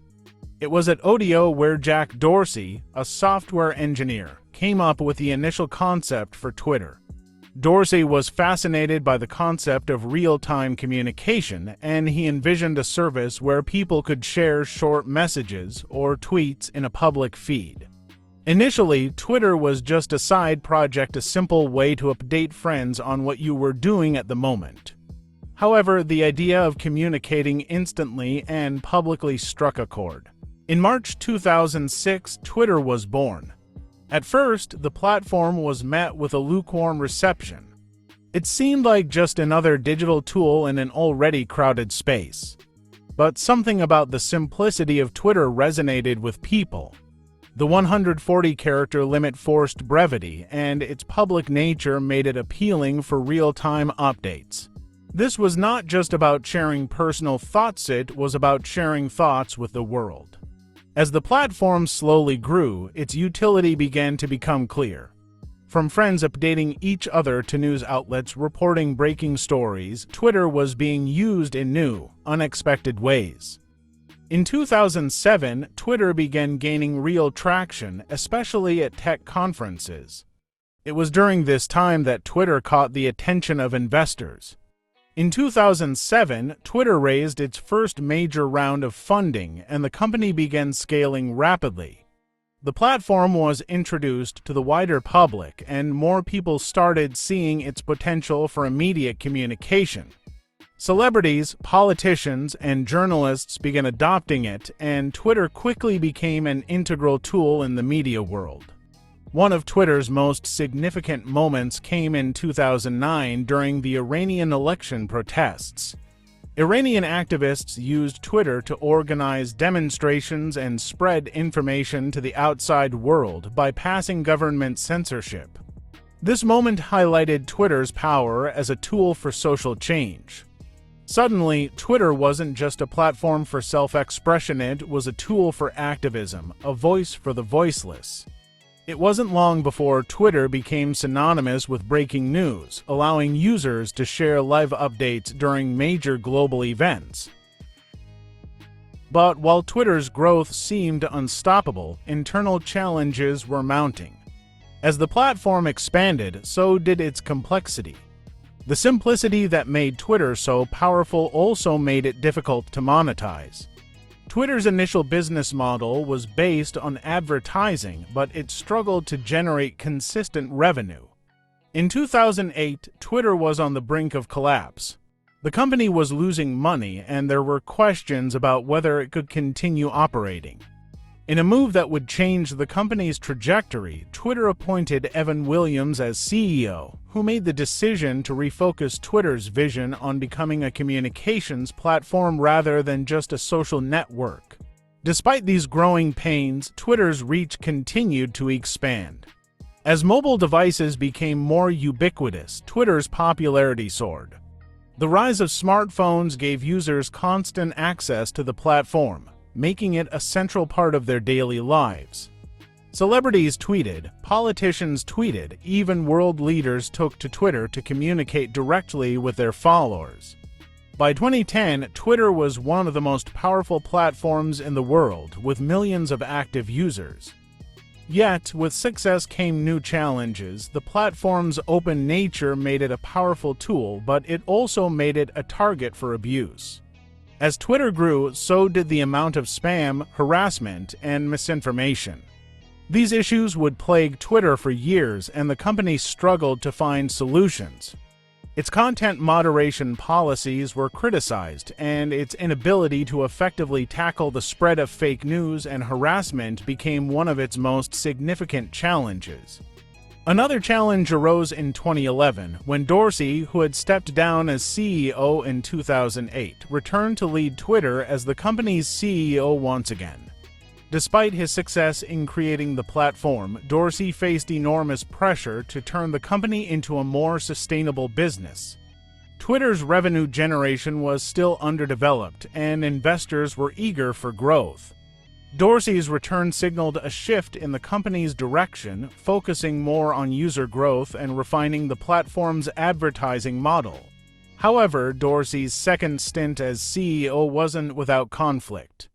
Twitter struggled to find a clear identity in the face of stiff competition from companies like Facebook and Instagram, which offered more visual, immersive social experiences.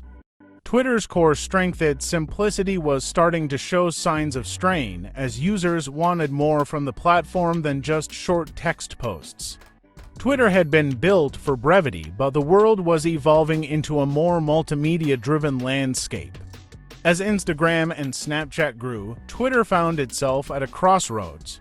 While Twitter continued to innovate, it never fully managed to capture the same visual and creative energy that its competitors did.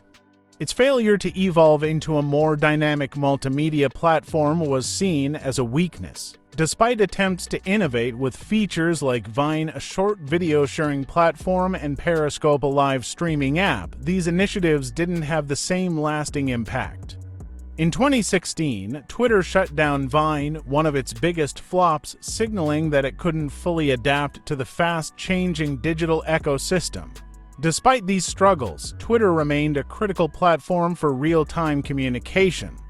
The company's role in politics, social movements, and global crises continued to grow. Twitter became a battleground for discourse, with world leaders, journalists, and activists using the platform to shape public opinion. However, this also made the platform a target for increasing scrutiny. Twitter became a focal point in debates about free speech, the spread of misinformation, and the role of tech companies in regulating online content. The 2016 U.S. presidential election marked a turning point for Twitter. The platform was accused of being a major tool in the spread of fake news, Russian disinformation, and toxic political rhetoric. The company was under intense pressure to regulate content and curb the spread of harmful material. While Twitter made efforts to improve its content moderation and tackle harassment, its reputation was tarnished. By 2018, Twitter's user growth had stagnated and its stock price was volatile. It had become a company that faced significant questions about its future direction. In 2020, after years of struggle, Twitter seemed to reach a new turning point with the introduction of features like Fleets, a disappearing stories format, and more aggressive moderation policies. But by then, it was clear that Twitter's place in the digital landscape was different. It had become a platform not just for social interaction, but also for political discourse, misinformation, and societal division. Through all of this, Jack Dorsey's role as the founder of Twitter remained iconic. While he stepped down as CEO of Twitter in 2021, his influence on the platform and the broader tech landscape continues to be felt. Twitter's rise and fall were not just about the company itself, but about how social media platforms shape modern life both for better and for worse. Dorsey's vision for real-time, open communication will forever be embedded in the digital DNA of the 21st century. Twitter's journey reflects the complexities of innovation, the challenges of scaling, and the unpredictable consequences of shaping the public conversation. Jack Dorsey's impact on the digital world is immeasurable. As the co-founder of Twitter and Square, Dorsey didn't just build platforms. He revolutionized the way we communicate, share information, and conduct business. His legacy is deeply woven into the fabric of the internet and modern society. Twitter, launched in 2006, transformed the way people interacted online. By introducing real-time, public conversations in the form of 140-character tweets, Dorsey helped shape the future of digital communication. Twitter quickly became the go-to platform for breaking news, political discourse, social movements, and personal expression. What started as a simple idea for short status updates became the digital heartbeat of the world. Dorsey's belief in the power of brevity and simplicity was a defining feature of Twitter. Unlike other platforms that focused on photos or videos, Twitter was centered around quick, digestible pieces of text. This concept struck a chord globally, and by 2009, Twitter became a cornerstone of news sharing. In the midst of the Iranian elections in 2009, Twitter became a critical tool for organizing protests and spreading information under government censorship. This moment was a clear demonstration of the power Twitter held not just as a communication tool, but as a platform for real-time activism and political change. However, Dorsey's impact wasn't limited to Twitter. In 2009, he co-founded Square, a mobile payment solution that democratized the ability to accept credit card payments. Square's simple and effective design allowed anyone from small business owners to independent creators to easily process payments via their phones. By enabling small businesses to participate in the digital economy, Dorsey helped create an ecosystem where entrepreneurship could thrive. Square also expanded into financial services, offering loans and other financial products to those who were previously underserved by traditional banking. Jack Dorsey's impact on the financial sector is especially noteworthy. Square fundamentally changed how people think about money, payments, and commerce. The rise of Square has played a pivotal role in the broader movement towards a cashless society. Dorsey saw a gap in the market and understood the need for inclusivity in financial tools, making Square not just a success but a transformative force in global finance. Beyond payments, Dorsey's role in advancing the blockchain and cryptocurrency space has further cemented his legacy. As an outspoken advocate for Bitcoin, Dorsey has pushed Square to embrace cryptocurrency, viewing it as the native currency of the Internet. Through his efforts, Square became one of the first major financial companies to allow users to buy and sell Bitcoin through its platform. Dorsey's forward-thinking approach to blockchain technology is part of his broader vision of decentralization, a belief that financial systems should be open, transparent, and accessible to all. But Dorsey's impact goes beyond products and technology. His leadership style has also influenced the culture of Silicon Valley. Known for his minimalist approach, Dorsey often emphasizes simplicity, mindfulness, and discipline. His focus on health and wellness through practices like intermittent fasting and meditation has shaped the way some tech entrepreneurs approach work-life balance. His leadership is not just about the bottom line. It's about creating a sustainable, positive culture for employees and encouraging personal growth and self-care. Dorsey's influence in shaping the social media landscape is also undeniable. Twitter became the primary platform for political discourse, with politicians, celebrities, journalists, and even world leaders using it as their megaphone to broadcast messages to millions. The platform helped reshape how political campaigns are run, how public debates unfold, and how social movements spread. Hashtags like #BlackLivesMatter and #MeToo, which began as grassroots movements, were amplified globally through Twitter, giving marginalized voices a platform and challenging power structures worldwide. However, Dorsey's platforms have also raised tough questions about power, responsibility, and free speech. Twitter has been at the center of debates about misinformation, hate speech, and censorship. Dorsey, as the head of one of the most influential platforms in the world, has often found himself navigating the complexities of content moderation and the ethical responsibilities of tech giants. Despite criticism, he remained committed to the platform's original ethos of free speech, though it became evident that balancing freedom and responsibility was a monumental challenge. Dorsey's work has also influenced the way technology intersects with social issues. As an advocate for decentralization and user control, he's voiced concerns about the growing dominance of tech monopolies. He's pushed for open-source software and decentralized technologies as a way to ensure that people, rather than corporations, have control over their data. This philosophy aligns with his broader commitment to making technology more transparent, democratic, and accessible. Jack Dorsey's impact is not just in the technologies he created, but in the way he thought about technology's role in society. His commitment to creating platforms that connect people, provide access to financial services, and promote decentralization has inspired countless entrepreneurs and innovators. Dorsey's journey shows the power of vision, how one idea, if executed with care and conviction, can change the world. Despite the controversies surrounding his platforms, including concerns about misinformation and privacy, Dorsey's contributions to the digital age cannot be overstated.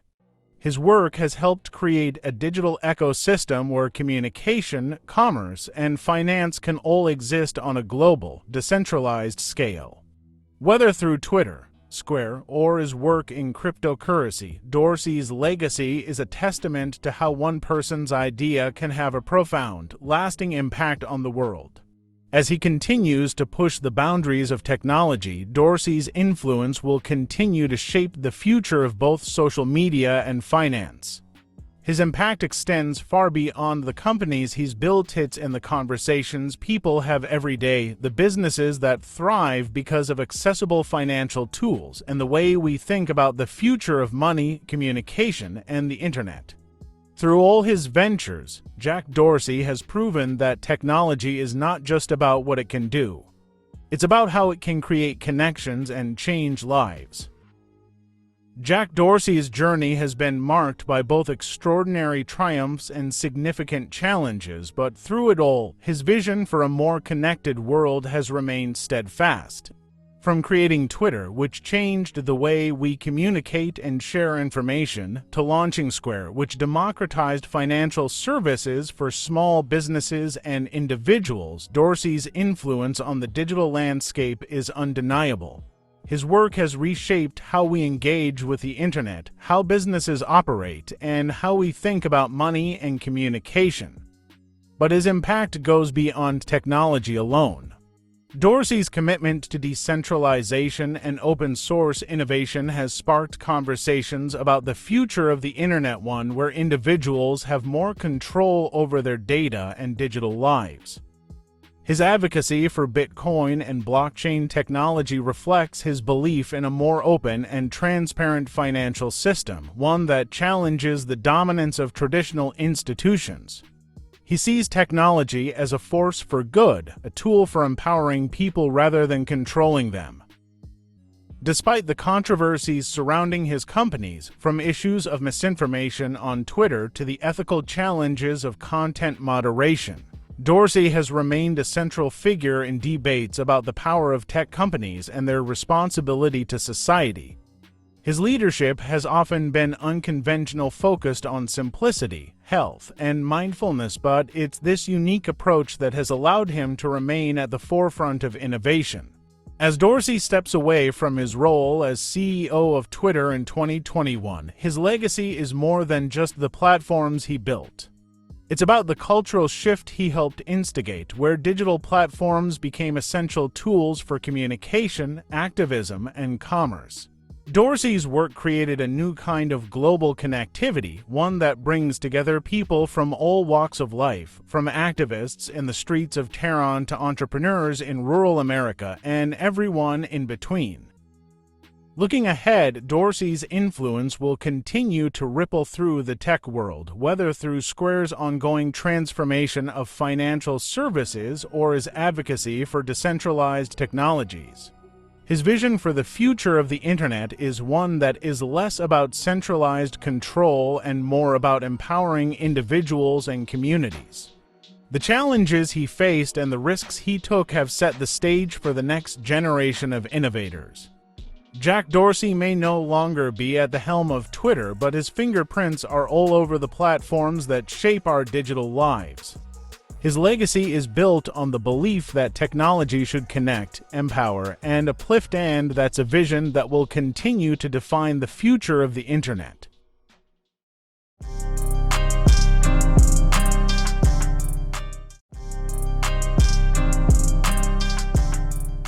In the world of technology, few names stand out like Larry Ellison.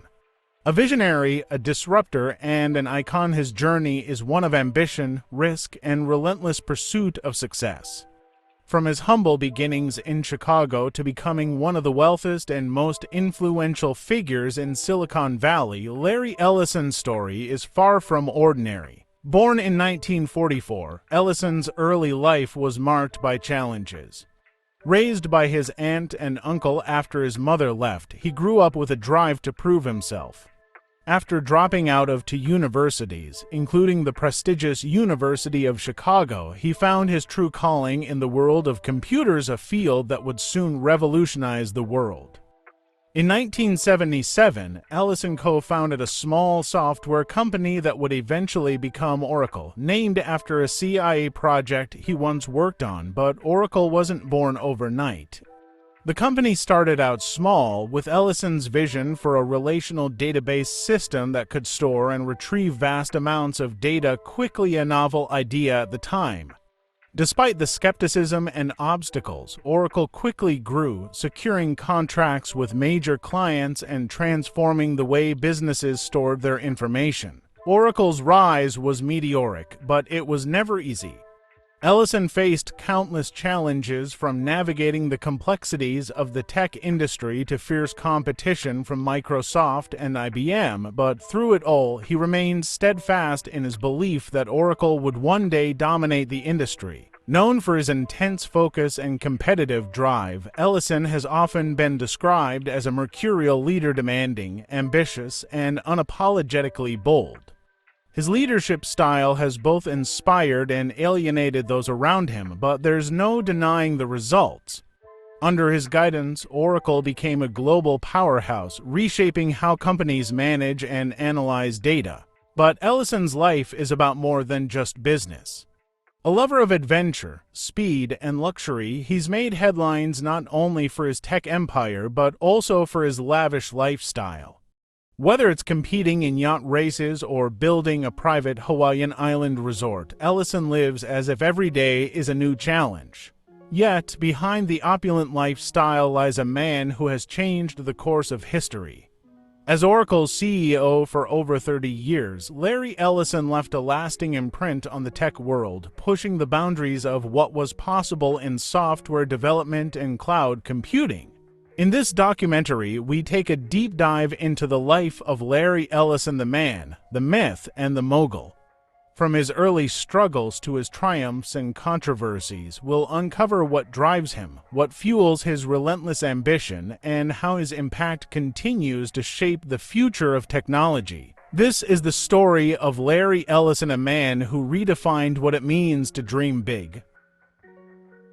Larry Ellison, one of the most influential figures in modern technology, was born on August 17, 1944, in the vibrant city of New York, raised in Chicago. Ellison's early life was marked by the absence of his mother, who left him in the care of his aunt and uncle.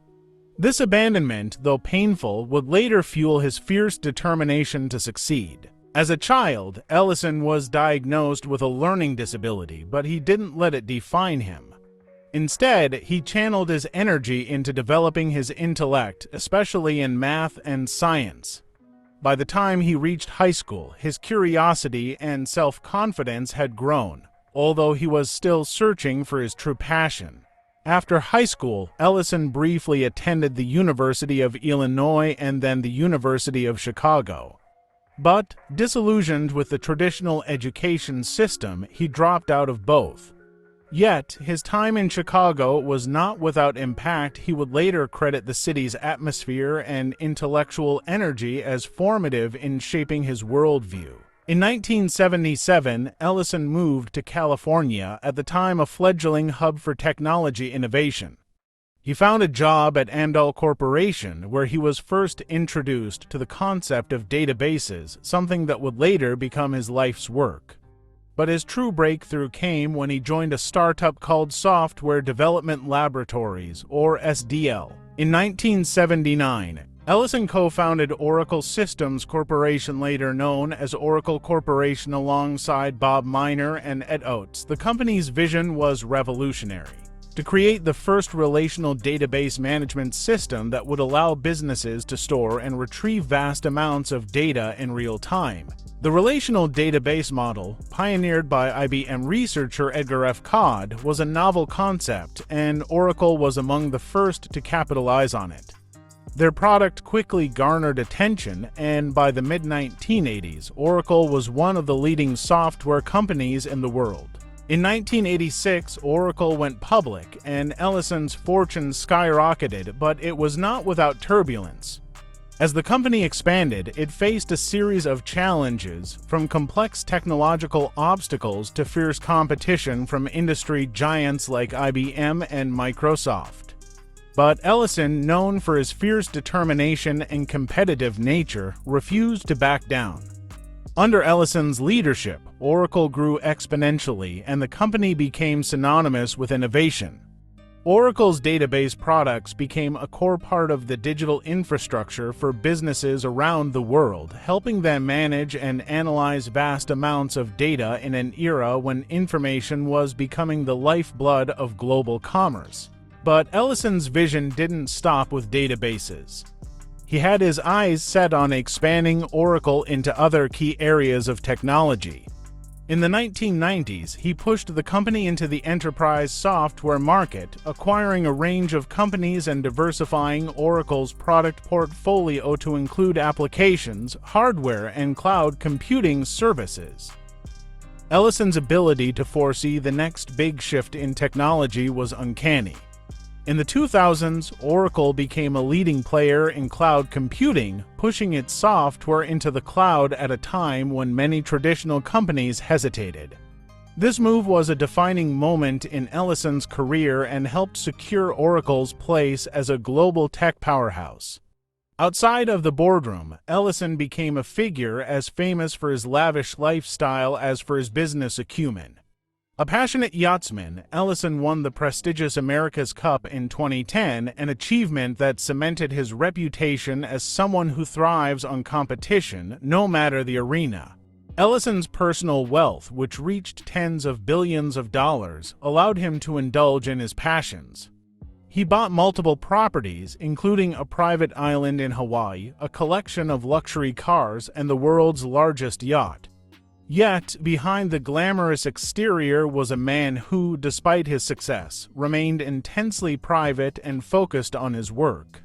In 2014, Ellison stepped down as Oracle's CEO, though he remained with the company as executive chairman and chief technology officer. His decision to shift from day-to-day operations marked the end of an era, but he continued to steer Oracle's vision as the company expanded its cloud offerings and pursued new avenues for growth. Today, Larry Ellison's legacy is undeniable. Oracle has become one of the largest software companies in the world, a symbol of the rapid technological transformation that has shaped our modern world. But Ellison's influence goes beyond the realm of business.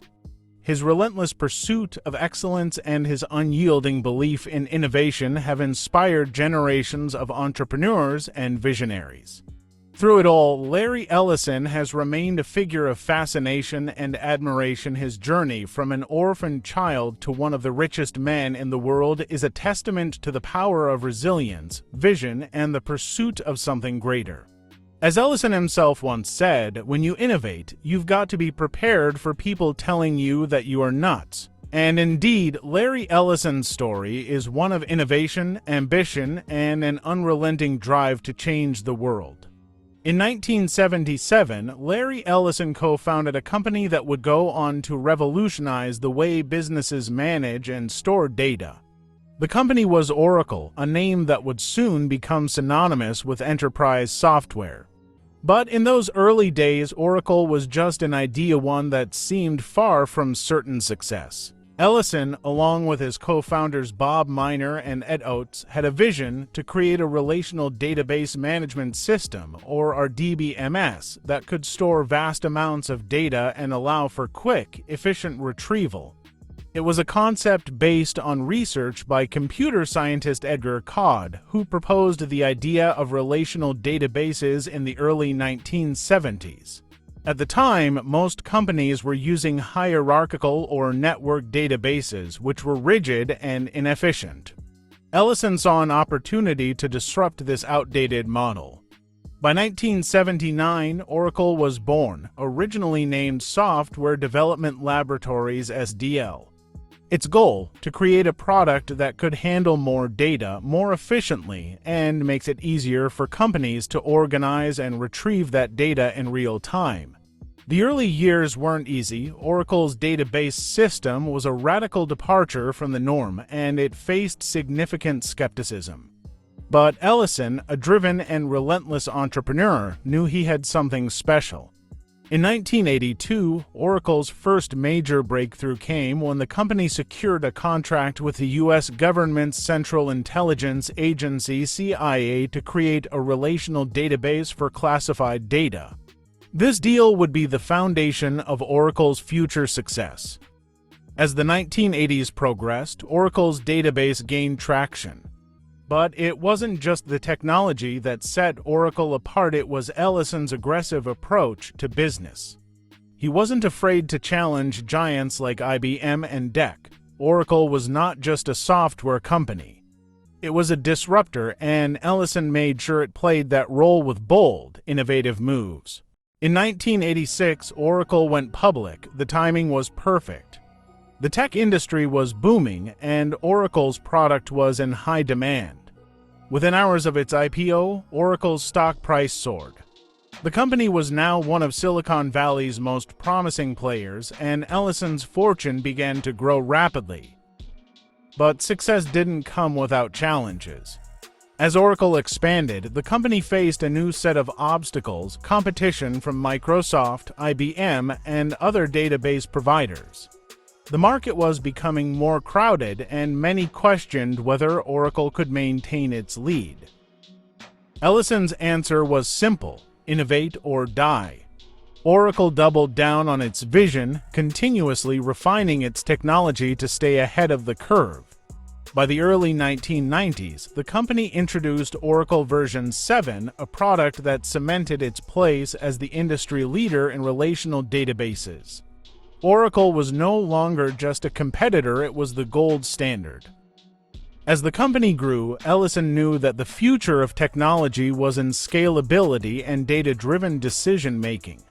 By the mid-1990s, Oracle wasn't just a database company.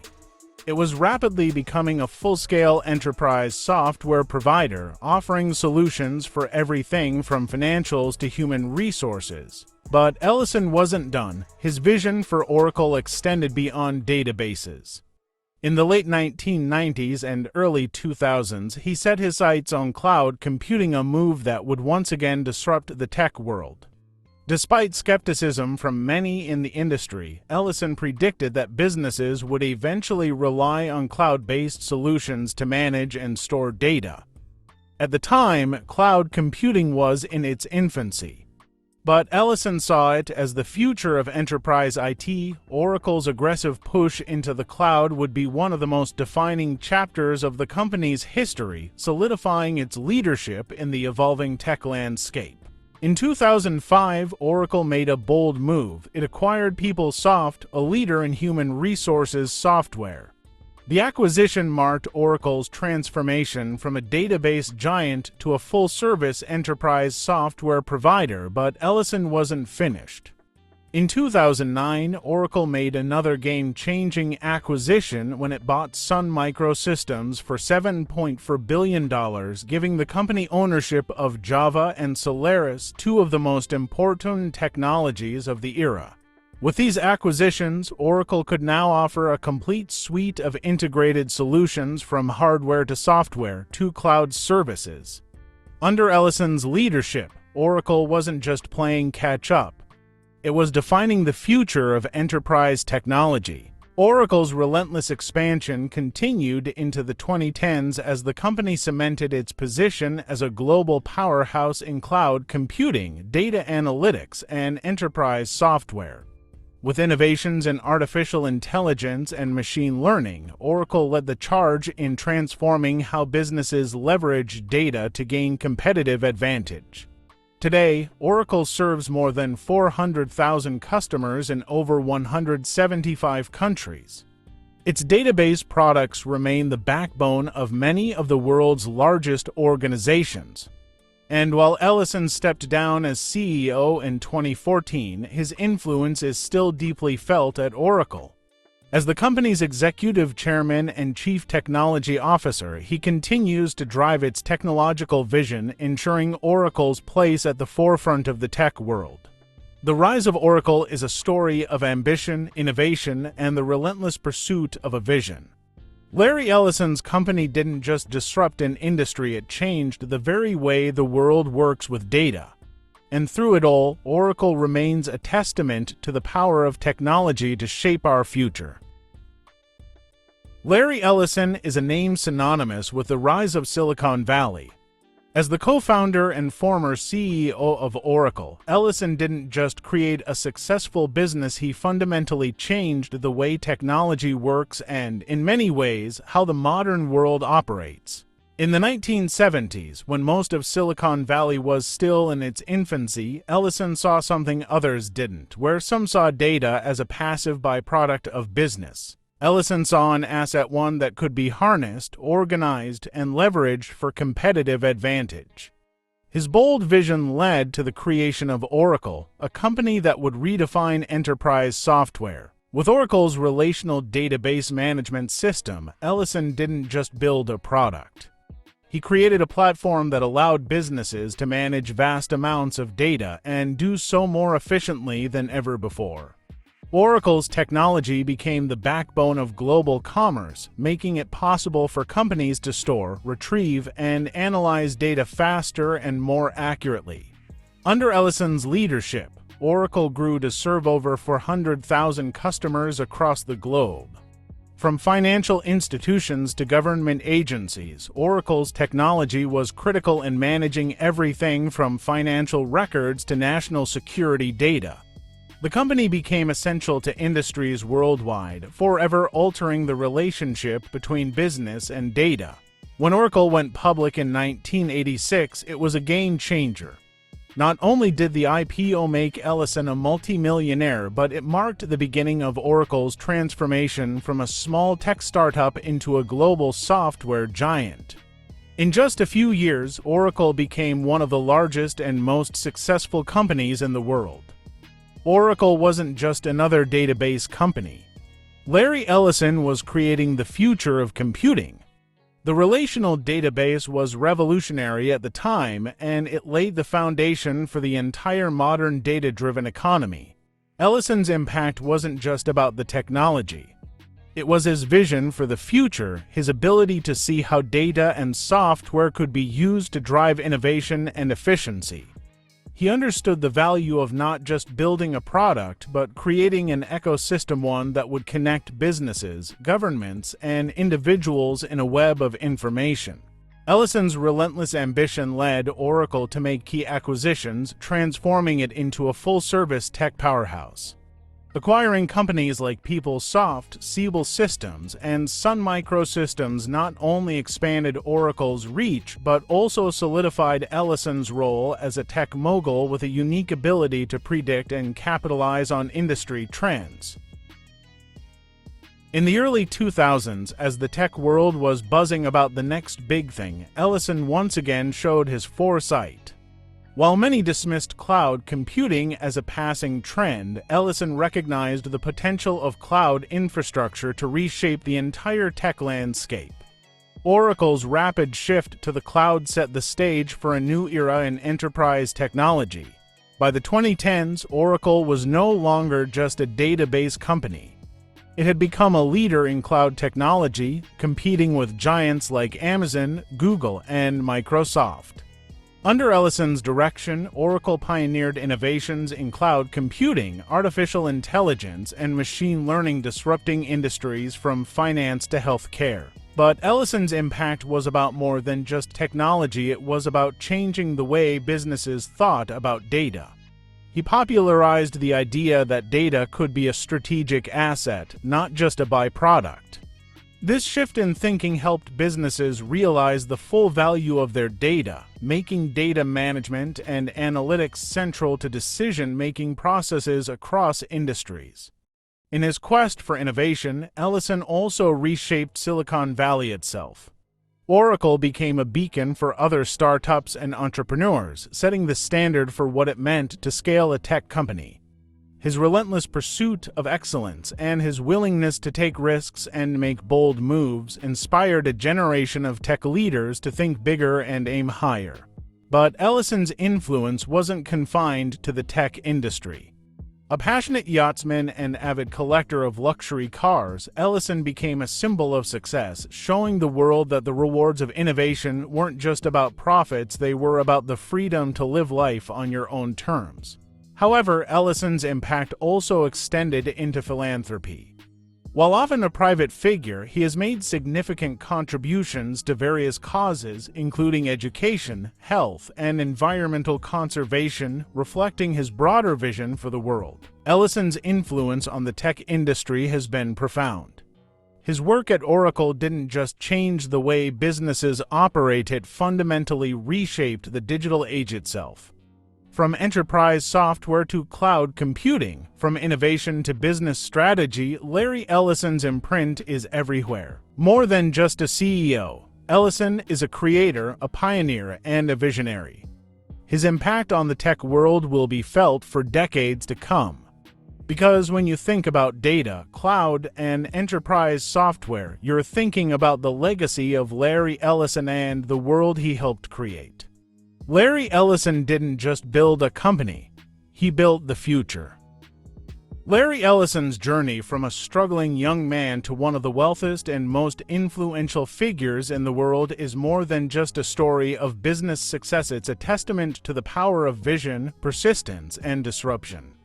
He didn't just create a company, he transformed industries, reshaping the very way we interact with data and technology.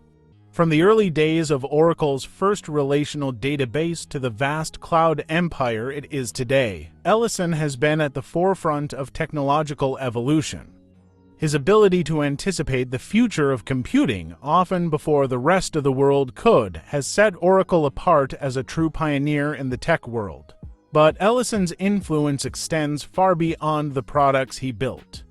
It's about the culture he cultivated, one that encouraged risk-taking, the pursuit of excellence, and the belief that the impossible was always within reach. Oracle wasn't just about selling software. It was about changing the game, and Larry Ellison was the man who set the rules. Yet for all his success, Ellison has remained a paradox. While he built an empire that spanned the globe, he's never been a typical corporate icon.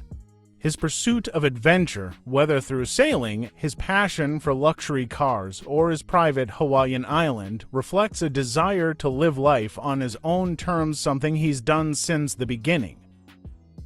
His life has been as unconventional as his career. A man who started with little, but his relentless drive, Ellison shaped the world around him, driving the rise of cloud computing, transforming enterprise software, and altering the way businesses and governments think about data. In many ways, he's not just a part of the tech revolution, he's the one who set it in motion. Today, Oracle remains one of the world's most powerful technology companies, a testament to Ellison's vision. Under his leadership, Oracle didn't just keep pace with the digital age, it defined it. From artificial intelligence to cloud computing, the technologies Oracle pioneered continue to shape the future of business, education, healthcare, and beyond. Now, as Ellison steps further into his role as Executive Chairman and Chief Technology Officer, his legacy is secure, but his work is far from over. With a keen eye for innovation and an unwavering commitment to progress, Ellison continues to shape the future of Oracle and the tech industry at large. Through every acquisition, every challenge, every bold move, Larry Ellison has shown that success isn't just about the destination, it's about the relentless pursuit of something greater. It's about constantly pushing the boundaries of what's possible and never accepting the status quo. Larry Ellison's story is far from over. With his passion for innovation, his thirst for knowledge, and his commitment to reshaping the world, he will continue to influence generations of entrepreneurs, tech leaders, and dreamers. His legacy is not just in the companies he built or the wealth he amassed, but in the indelible mark he's left on the future itself. Larry Ellison changed the world, and as the world continues to evolve, his impact will only grow. A visionary, a disruptor, and a creator, Ellison's journey is a story that will inspire the next wave of innovators for generations to come.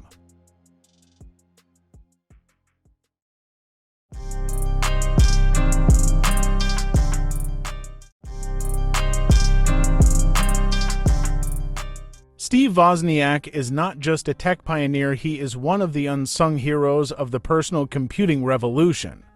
Born in 1950 in San Jose, California, Wozniak's story begins long before the world knew his name.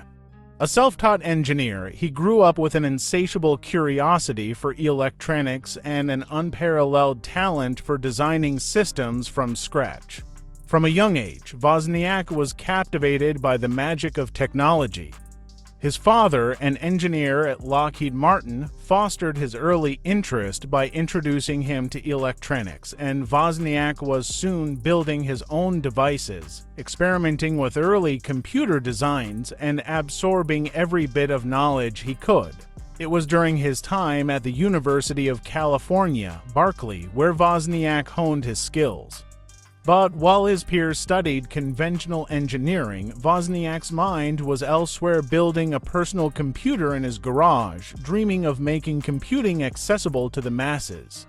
A dream that would soon become a reality, changing the world forever. In 1976, Wozniak partnered with Steve Jobs to form Apple Computer. The result: the Apple I, a machine that wasn't just a personal computer, but a window into a new world of possibilities.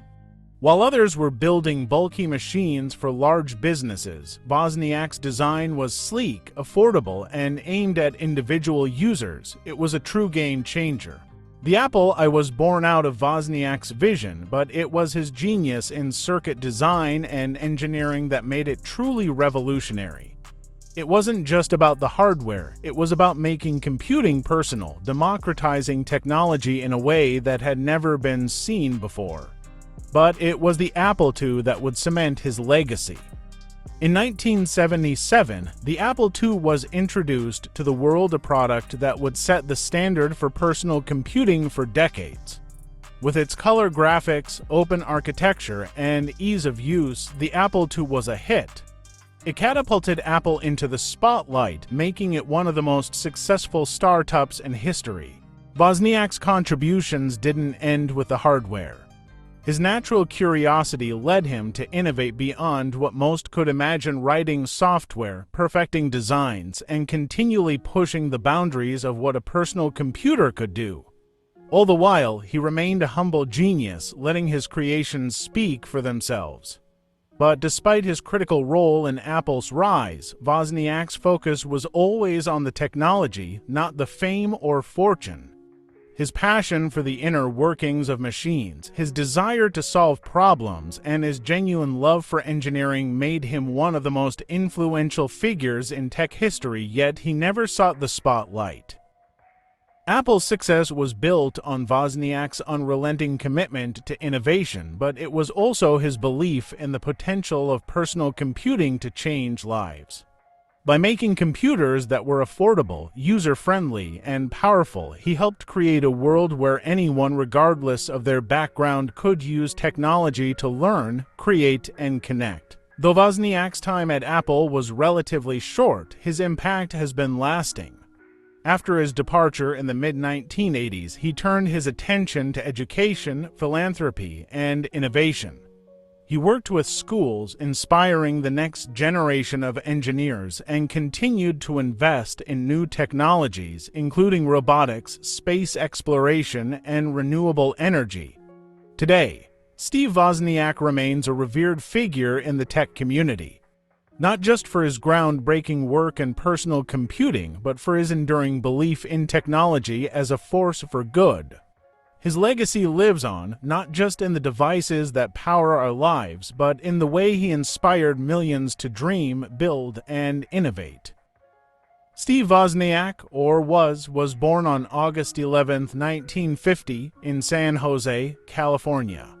Growing up in the heart of Silicon Valley, Wozniak's future was shaped by a profound love for electronics. From an early age, he was fascinated by how things worked and spent hours taking apart radios, building simple electronic devices, and reading everything he could about technology. His father, a Lockheed engineer, was a major influence on his life, introducing him to the world of electronics and logic. Wozniak's talent for problem-solving and invention was apparent even as a teenager. At age 13, he built his first device, a simple electronic game, and by high school, he was already known as the electronics whiz. In 1968, Wozniak enrolled at the University of California, Berkeley, where he would refine his skills in engineering. It was at Berkeley that Wozniak, a student with a non-conventional approach, began to truly understand the potential of computing. But instead of traditional studies, Wozniak spent much of his time developing ideas that would later become groundbreaking. In the early 1970s, as the world began to glimpse the possibilities of personal computing, Wozniak was designing his own machines in secrecy. Despite the technological environment around him, most people viewed computers as tools for large businesses and universities, not something that could fit in a home, but Wozniak didn't see any boundaries. In 1975, Wozniak began working on his first major invention, the creation of a personal computer that could be assembled and sold at an affordable price. He was deeply inspired by the limited computing capabilities of the time and sought to make it accessible to the masses. That's when he conceived the idea of a machine that could change everything, the Apple I. The Apple I was revolutionary. Unlike anything seen before, it was a fully assembled circuit board capable of being connected to a keyboard and monitor. At the time, most computers were sold as kits requiring technical knowledge to assemble. Wozniak's design eliminated this barrier, making computing accessible for everyone. In 1976, Wozniak partnered with Steve Jobs, a visionary marketer with a passion for creating innovative products. The duo founded Apple Computer and the Apple I was born. Jobs recognized the potential of Wozniak's design and helped turn it into a marketable product. Together, they sold the first batch of Apple I computers, largely from Jobs' garage. Although the Apple I was a modest success, it was the Apple II that truly set the tech world on fire. Introduced in 1977, the Apple II was a fully integrated personal computer. Unlike its predecessors, it featured color graphics, an open architecture, and a design that made it user-friendly. The Apple II is widely regarded as the first true personal computer for the masses. The Apple II quickly became a bestseller, attracting the attention of investors and propelling Apple into the spotlight. Wozniak's engineering brilliance, combined with Jobs' vision for a complete consumer product, transformed Apple from a garage startup to a global phenomenon. The company's success marked a major turning point in the history of personal computing. By 1980, Apple was a multi-million-dollar company, and Wozniak's contributions were central to its rise. However, despite the company's rapid success, Wozniak never sought the limelight. His passion for building the best technology was always his driving force, not the fame or fortune that accompanied it. In 1985, Wozniak left Apple's daily operations following a plane crash that left him with temporary memory loss and a desire to step back from the pressures of running a tech empire. Though he remained with Apple as a shareholder and advisor, Wozniak shifted his focus to other pursuits, including philanthropy, education, and new ventures in technology. Wozniak's love for education became one of his key priorities. He worked with schools to promote the integration of technology into the classroom and inspire young minds to explore the world of engineering. His desire to give back to society and support the next generation of innovators has remained a cornerstone of his legacy. Even today, Wozniak remains deeply involved in the tech world, often investing in new startups and technologies. From robotics to clean energy, his forward-thinking ideas continue to shape the world. His role in shaping personal computing is unparalleled, but his ongoing contributions to the tech community remain just as important. Steve Wozniak's impact goes far beyond the computers he helped create. He has been a mentor to countless engineers, an advocate for tech education, and a true believer in the power of technology to improve lives. His quiet genius has inspired generations of creators and thinkers, making him one of the most influential figures in tech history. Through it all, Wozniak's focus has always been clear: to make technology accessible, to inspire curiosity, and to share the joy of creation. From the Apple I to the Apple II and beyond, his legacy is one of innovation, humility, and the relentless pursuit of knowledge. Steve Wozniak didn't just build computers, he built the foundation for the digital age we live in today. His legacy is not just in the machines he helped create, but in the spirit of innovation he continues to nurture. And as the tech world moves forward, Wozniak's influence will remain an indelible part of its history. In the mid-1970s, Silicon Valley was buzzing with technological innovation. Personal computers were a new frontier, but few could foresee how dramatically they would change the world. Among the dreamers was a young engineer named Steve Wozniak who, alongside his friend Steve Jobs, would create a company that would revolutionize the tech industry and define an era. It all started in 1976 when Wozniak designed the Apple I, one of the first fully functional personal computers. Unlike other computers at the time, which were sold as kits requiring users to assemble the parts themselves, the Apple I was pre-assembled, making it accessible to the everyday consumer. This was a major leap forward in personal computing. Steve Jobs, who had a unique eye for business and design, saw the potential in Wozniak's creation. Together, they founded Apple Computer. Jobs sold his Volkswagen van, and Wozniak sold his prized HP calculator to fund their venture. With these modest funds, they built the first batch of Apple I computers in Jobs' garage. The Apple I was a hit in the nascent tech community, but it was just the beginning. With a growing vision, Jobs and Wozniak set their sights on creating a more powerful machine, a computer that could be used by families, students, and businesses alike. That vision led to the creation of the Apple II. The Apple II, introduced in 1977, was a game changer. Unlike anything else on the market, it was designed to be easy to use, with color graphics and an open architecture that encouraged software developers to create programs for it. The Apple II wasn't just a computer, it was a platform, one that opened the doors to an entire ecosystem of innovation. Apple's breakthrough came at a pivotal moment in the history of computing. The Apple II was not just a success. It was the first personal computer to achieve widespread commercial adoption. With the power to run software for everything from word processing to gaming, the Apple II became an essential tool in classrooms, businesses, and homes. The success of the Apple II was not just about the technology, it was about the story Apple told. With its clean design and user-friendly interface, Apple positioned itself as a company that was making technology accessible to everyone. In doing so, they challenged the conventional thinking about computers as complex, industrial tools and turned them into consumer-friendly products. By 1980, Apple had become one of the most successful technology companies in the world.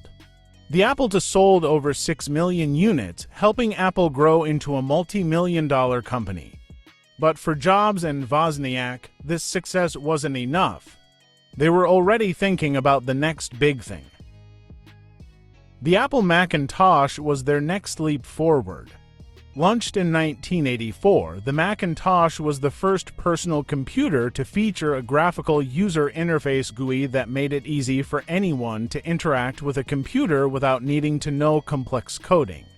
The Macintosh was bold, revolutionary, and a significant departure from the command-line computers of its time. Apple's famous 1980 for commercial, directed by Ridley Scott, introduced the Macintosh as a symbol of rebellion against the status quo. It was a powerful message that would become a hallmark of Apple's branding, a company not just creating products, but forging a cultural revolution. The Macintosh was positioned as a tool for creativity, empowerment, and individuality. But despite the excitement surrounding the launch, the Macintosh struggled at first. Its high price, limited software availability, and lack of compatibility with other systems made it a tough sell. Apple's early optimism gave way to challenges, but the company's commitment to innovation and design kept it moving forward. Throughout this time, Wozniak remained deeply involved with Apple's technical development. While Jobs focused on the business side, Wozniak continued to push the boundaries of what was possible. But by 1985, Wozniak stepped away from Apple's day-to-day operations, leaving Jobs to steer the company in new directions. By the mid-1980s, Apple was at a crossroads.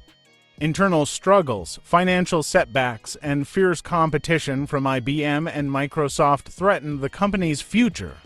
Jobs, once a co-founder, was ousted from the company in 1985, leaving Apple in a period of transition. In the years that followed, Apple found itself struggling to compete in a rapidly changing market. The rise of Microsoft's Windows operating system, coupled with the growing dominance of IBM-compatible PCs, left Apple fighting to retain its relevance. Yet, even in the face of adversity, Apple's commitment to design and innovation never wavered. In 1997, Apple faced a crisis.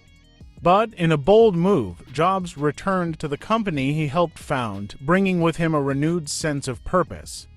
Under his leadership, Apple would transform once again, setting the stage for a new era of innovation that would reshape the tech world.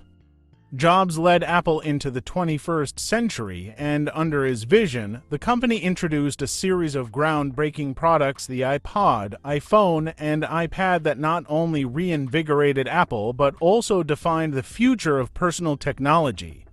These innovations would set Apple on a path to becoming one of the most valuable companies in the world. From a small garage startup to a global technology giant, Apple's rise is a story of perseverance, vision, and a relentless drive to make technology beautiful and accessible. Today, Apple stands as a symbol of creativity and innovation, a company that continues to shape the way we live, work, and communicate. Steve Wozniak's influence on the world of technology cannot be overstated. While his name may not always be in the headlines, his impact resonates through every personal computer and digital device we use today. As one of the co-founders of Apple, Wozniak played a pivotal role in shaping the personal computing revolution that would forever change the way we live, work, and interact with technology. In 1976, Wozniak's design of the Apple I was a groundbreaking achievement. It was one of the first fully assembled personal computers, offering a glimpse into a future where computers were not just for big businesses or research institutions but for ordinary people. Unlike the complex systems of the time, the Apple I was simple, affordable, and accessible, an early manifestation of Wozniak's belief that technology should empower individuals, not alienate them. But it was the Apple II that cemented Wozniak's place in history. Released in 1977, the Apple II was the first personal computer to achieve widespread success. It was revolutionary not just because it was user-friendly, but because it featured color graphics, an open architecture, and the potential to run a wide range of software. It became a platform for innovation and set the standard for the future of computing. Wozniak's design philosophy was clear: personal computing should be accessible to anyone, regardless of their technical knowledge. His work on the Apple II was a turning point in computing history, helping to propel Apple into the spotlight and shaping the future of the entire industry. With Apple's rise, Wozniak helped usher in an era where computing was no longer confined to engineers and scientists but was becoming a part of everyday life. Wozniak's impact went beyond just creating products. He was a visionary who understood the potential of computers to revolutionize human interaction. By making computers user-friendly and accessible, he laid the foundation for the digital age, opening the door for a wave of new technologies that would follow. The idea that computers should be designed with the user in mind was one of his most significant contributions to the industry. Even after stepping away from Apple's daily operations, Wozniak remained deeply committed to education and innovation. He spent much of his time mentoring young engineers and promoting the importance of learning about technology. His passion for education was evident in his many philanthropic endeavors, where he worked to bring technology to underserved communities and foster the next generation of thinkers and creators. Wozniak's work extended beyond Apple's early products. His belief in the power of education and his desire to empower others led him to become a prominent advocate for the integration of technology in the classroom. He worked with schools across the world, helping to develop programs that inspired students to embrace engineering, computer science, and problem-solving. In many ways, Wozniak became a bridge between the technical and creative worlds. His ideas were not just about circuits and chips. They were about people and how they interact with machines. His focus on user-friendly designs and his commitment to making technology available to everyone continues to inspire the industry today. Wozniak's influence can be seen in every corner of modern technology. The personal computers we use today, whether laptops, smartphones, or tablets, owe their existence to the foundation he helped lay in the 1970s. His early work with Apple, along with his subsequent innovations, made it possible for technology to be portable, affordable, and accessible to the average person. Apple's continued success is a testament to Wozniak's vision. Though he stepped away from Apple's day-to-day operations in the 1980s, his engineering genius is still evident in every product the company creates. The clean design, intuitive interfaces, and user-focused philosophy that define Apple today can be traced back to the principles Wozniak championed in the company's early days. Wozniak's impact didn't stop with Apple. After leaving the company, he continued to be an active force in the tech world, investing in and supporting numerous ventures in fields ranging from robotics to space exploration.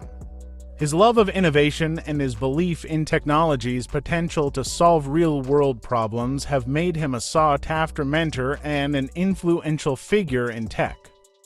What sets Wozniak apart is his ability to inspire. He is often described not just as a brilliant engineer, but as a teacher at heart. His passion for technology is contagious, and he has dedicated much of his life to fostering the next generation of engineers and innovators. Whether through mentoring, speaking at conferences, or supporting education initiatives, Wozniak has ensured that his legacy will continue to inspire and shape the future of technology. Wozniak's contributions extend beyond just hardware and software. His unwavering belief that technology can be a tool for empowerment and education has left an indelible mark on the world. He didn't just create a company, he helped build a culture of innovation that transcends industries, encouraging people to think differently and challenge the status quo. Throughout his career, Wozniak has always stressed the importance of curiosity. He encourages young minds to be creative, to experiment, and to never be afraid of failure. This mindset has not only shaped the way we view technology, but also how we approach problem-solving in all fields. Wozniak's legacy is built on the belief that anyone, regardless of background, can become a creator of the next big idea. Today, the technology landscape is filled with innovators who were inspired by Wozniak's work. The culture of collaboration, creativity, and user-centered design that he helped cultivate continues to thrive. His work has set a standard for what great technology can and should do. It can change lives, connect people, and open up new possibilities. Steve Wozniak didn't just build computers, he built the future. His impact is felt in every piece of technology we touch, from the smallest smartphone to the most powerful computer. His vision, humility, and commitment to education and innovation continue to shape the tech world. And as we move further into the digital age, the lessons he taught us about creativity, accessibility, and the power of technology will guide us toward a future that was once only a dream. As the years have passed, Steve Wozniak's contributions have only grown more significant, not only in the history of computing but in the hearts of those who were inspired by his vision. While he may not have sought fame or fortune, his impact is undeniable, woven into the fabric of every technological advancement that followed. Today, Wozniak is known not just as the co-founder of Apple, but as a philanthropist, educator, and lifelong advocate for curiosity and creativity. His legacy extends far beyond the machines he helped create. Through his work with schools, charities, and young entrepreneurs, Wozniak has nurtured the next generation of innovators who will continue to shape the future. Wozniak's philosophy is simple. Technology should be accessible, user-friendly, and transformative. He believes that the tools we create should empower people to solve problems, express themselves, and create new ideas. His influence on tech education continues to inspire young minds to explore, experiment, and push boundaries. Throughout his life, Wozniak has always been driven by a passion for learning, a trait he continues to pass on through his mentorship and philanthropic efforts. Whether he's building robots, working on educational initiatives, or sharing his experiences with young engineers, his mission remains the same: to make the world a better place through technology. His impact goes beyond the products he designed. Wozniak showed the world that innovation doesn't require a corporate machine or vast resources. What matters is the spark of curiosity and the desire to make a difference. Whether in his garage with Steve Jobs or in a classroom full of eager students, Wozniak has always been about the pursuit of knowledge and creativity. Apple's success is a testament to Wozniak's vision. His work laid the foundation for a company that would redefine the relationship between people and technology. Today, Apple products continue to inspire millions around the world, embodying Wozniak's belief that technology should serve the individual, not the other way around. As technology evolves, Wozniak's influence is still felt in the classroom, the lab, and the boardroom. His dedication to simple, elegant design and his commitment to user-focused innovation set a standard for the entire industry. His legacy lives on in the way technology is designed, the way it connects us, and the way it empowers the creators of tomorrow. But perhaps the most enduring aspect of Wozniak's legacy is the spirit he brought to the world of technology. A spirit of wonder, of questioning the status quo, of refusing to accept that things couldn't be better. He didn't just want to make better computers, he wanted to inspire others to build, innovate, and think differently. Steve Wozniak's journey was never about fame or fortune, it was about the joy of creation, the thrill of discovery, and the belief that anyone, no matter their background, could make something extraordinary. His story continues to inspire, reminding us all that innovation begins with a single idea and the courage to pursue it. As the world continues to change and technology continues to advance, Wozniak's legacy will remain etched into the circuits of the very devices we use every day. And through the minds of those he's inspired, his vision of a world where technology connects, empowers, and elevates humanity will continue to flourish. Steve Wozniak didn't just change the world of technology, he helped change the way we see the world. And for that, his impact will echo for generations to come.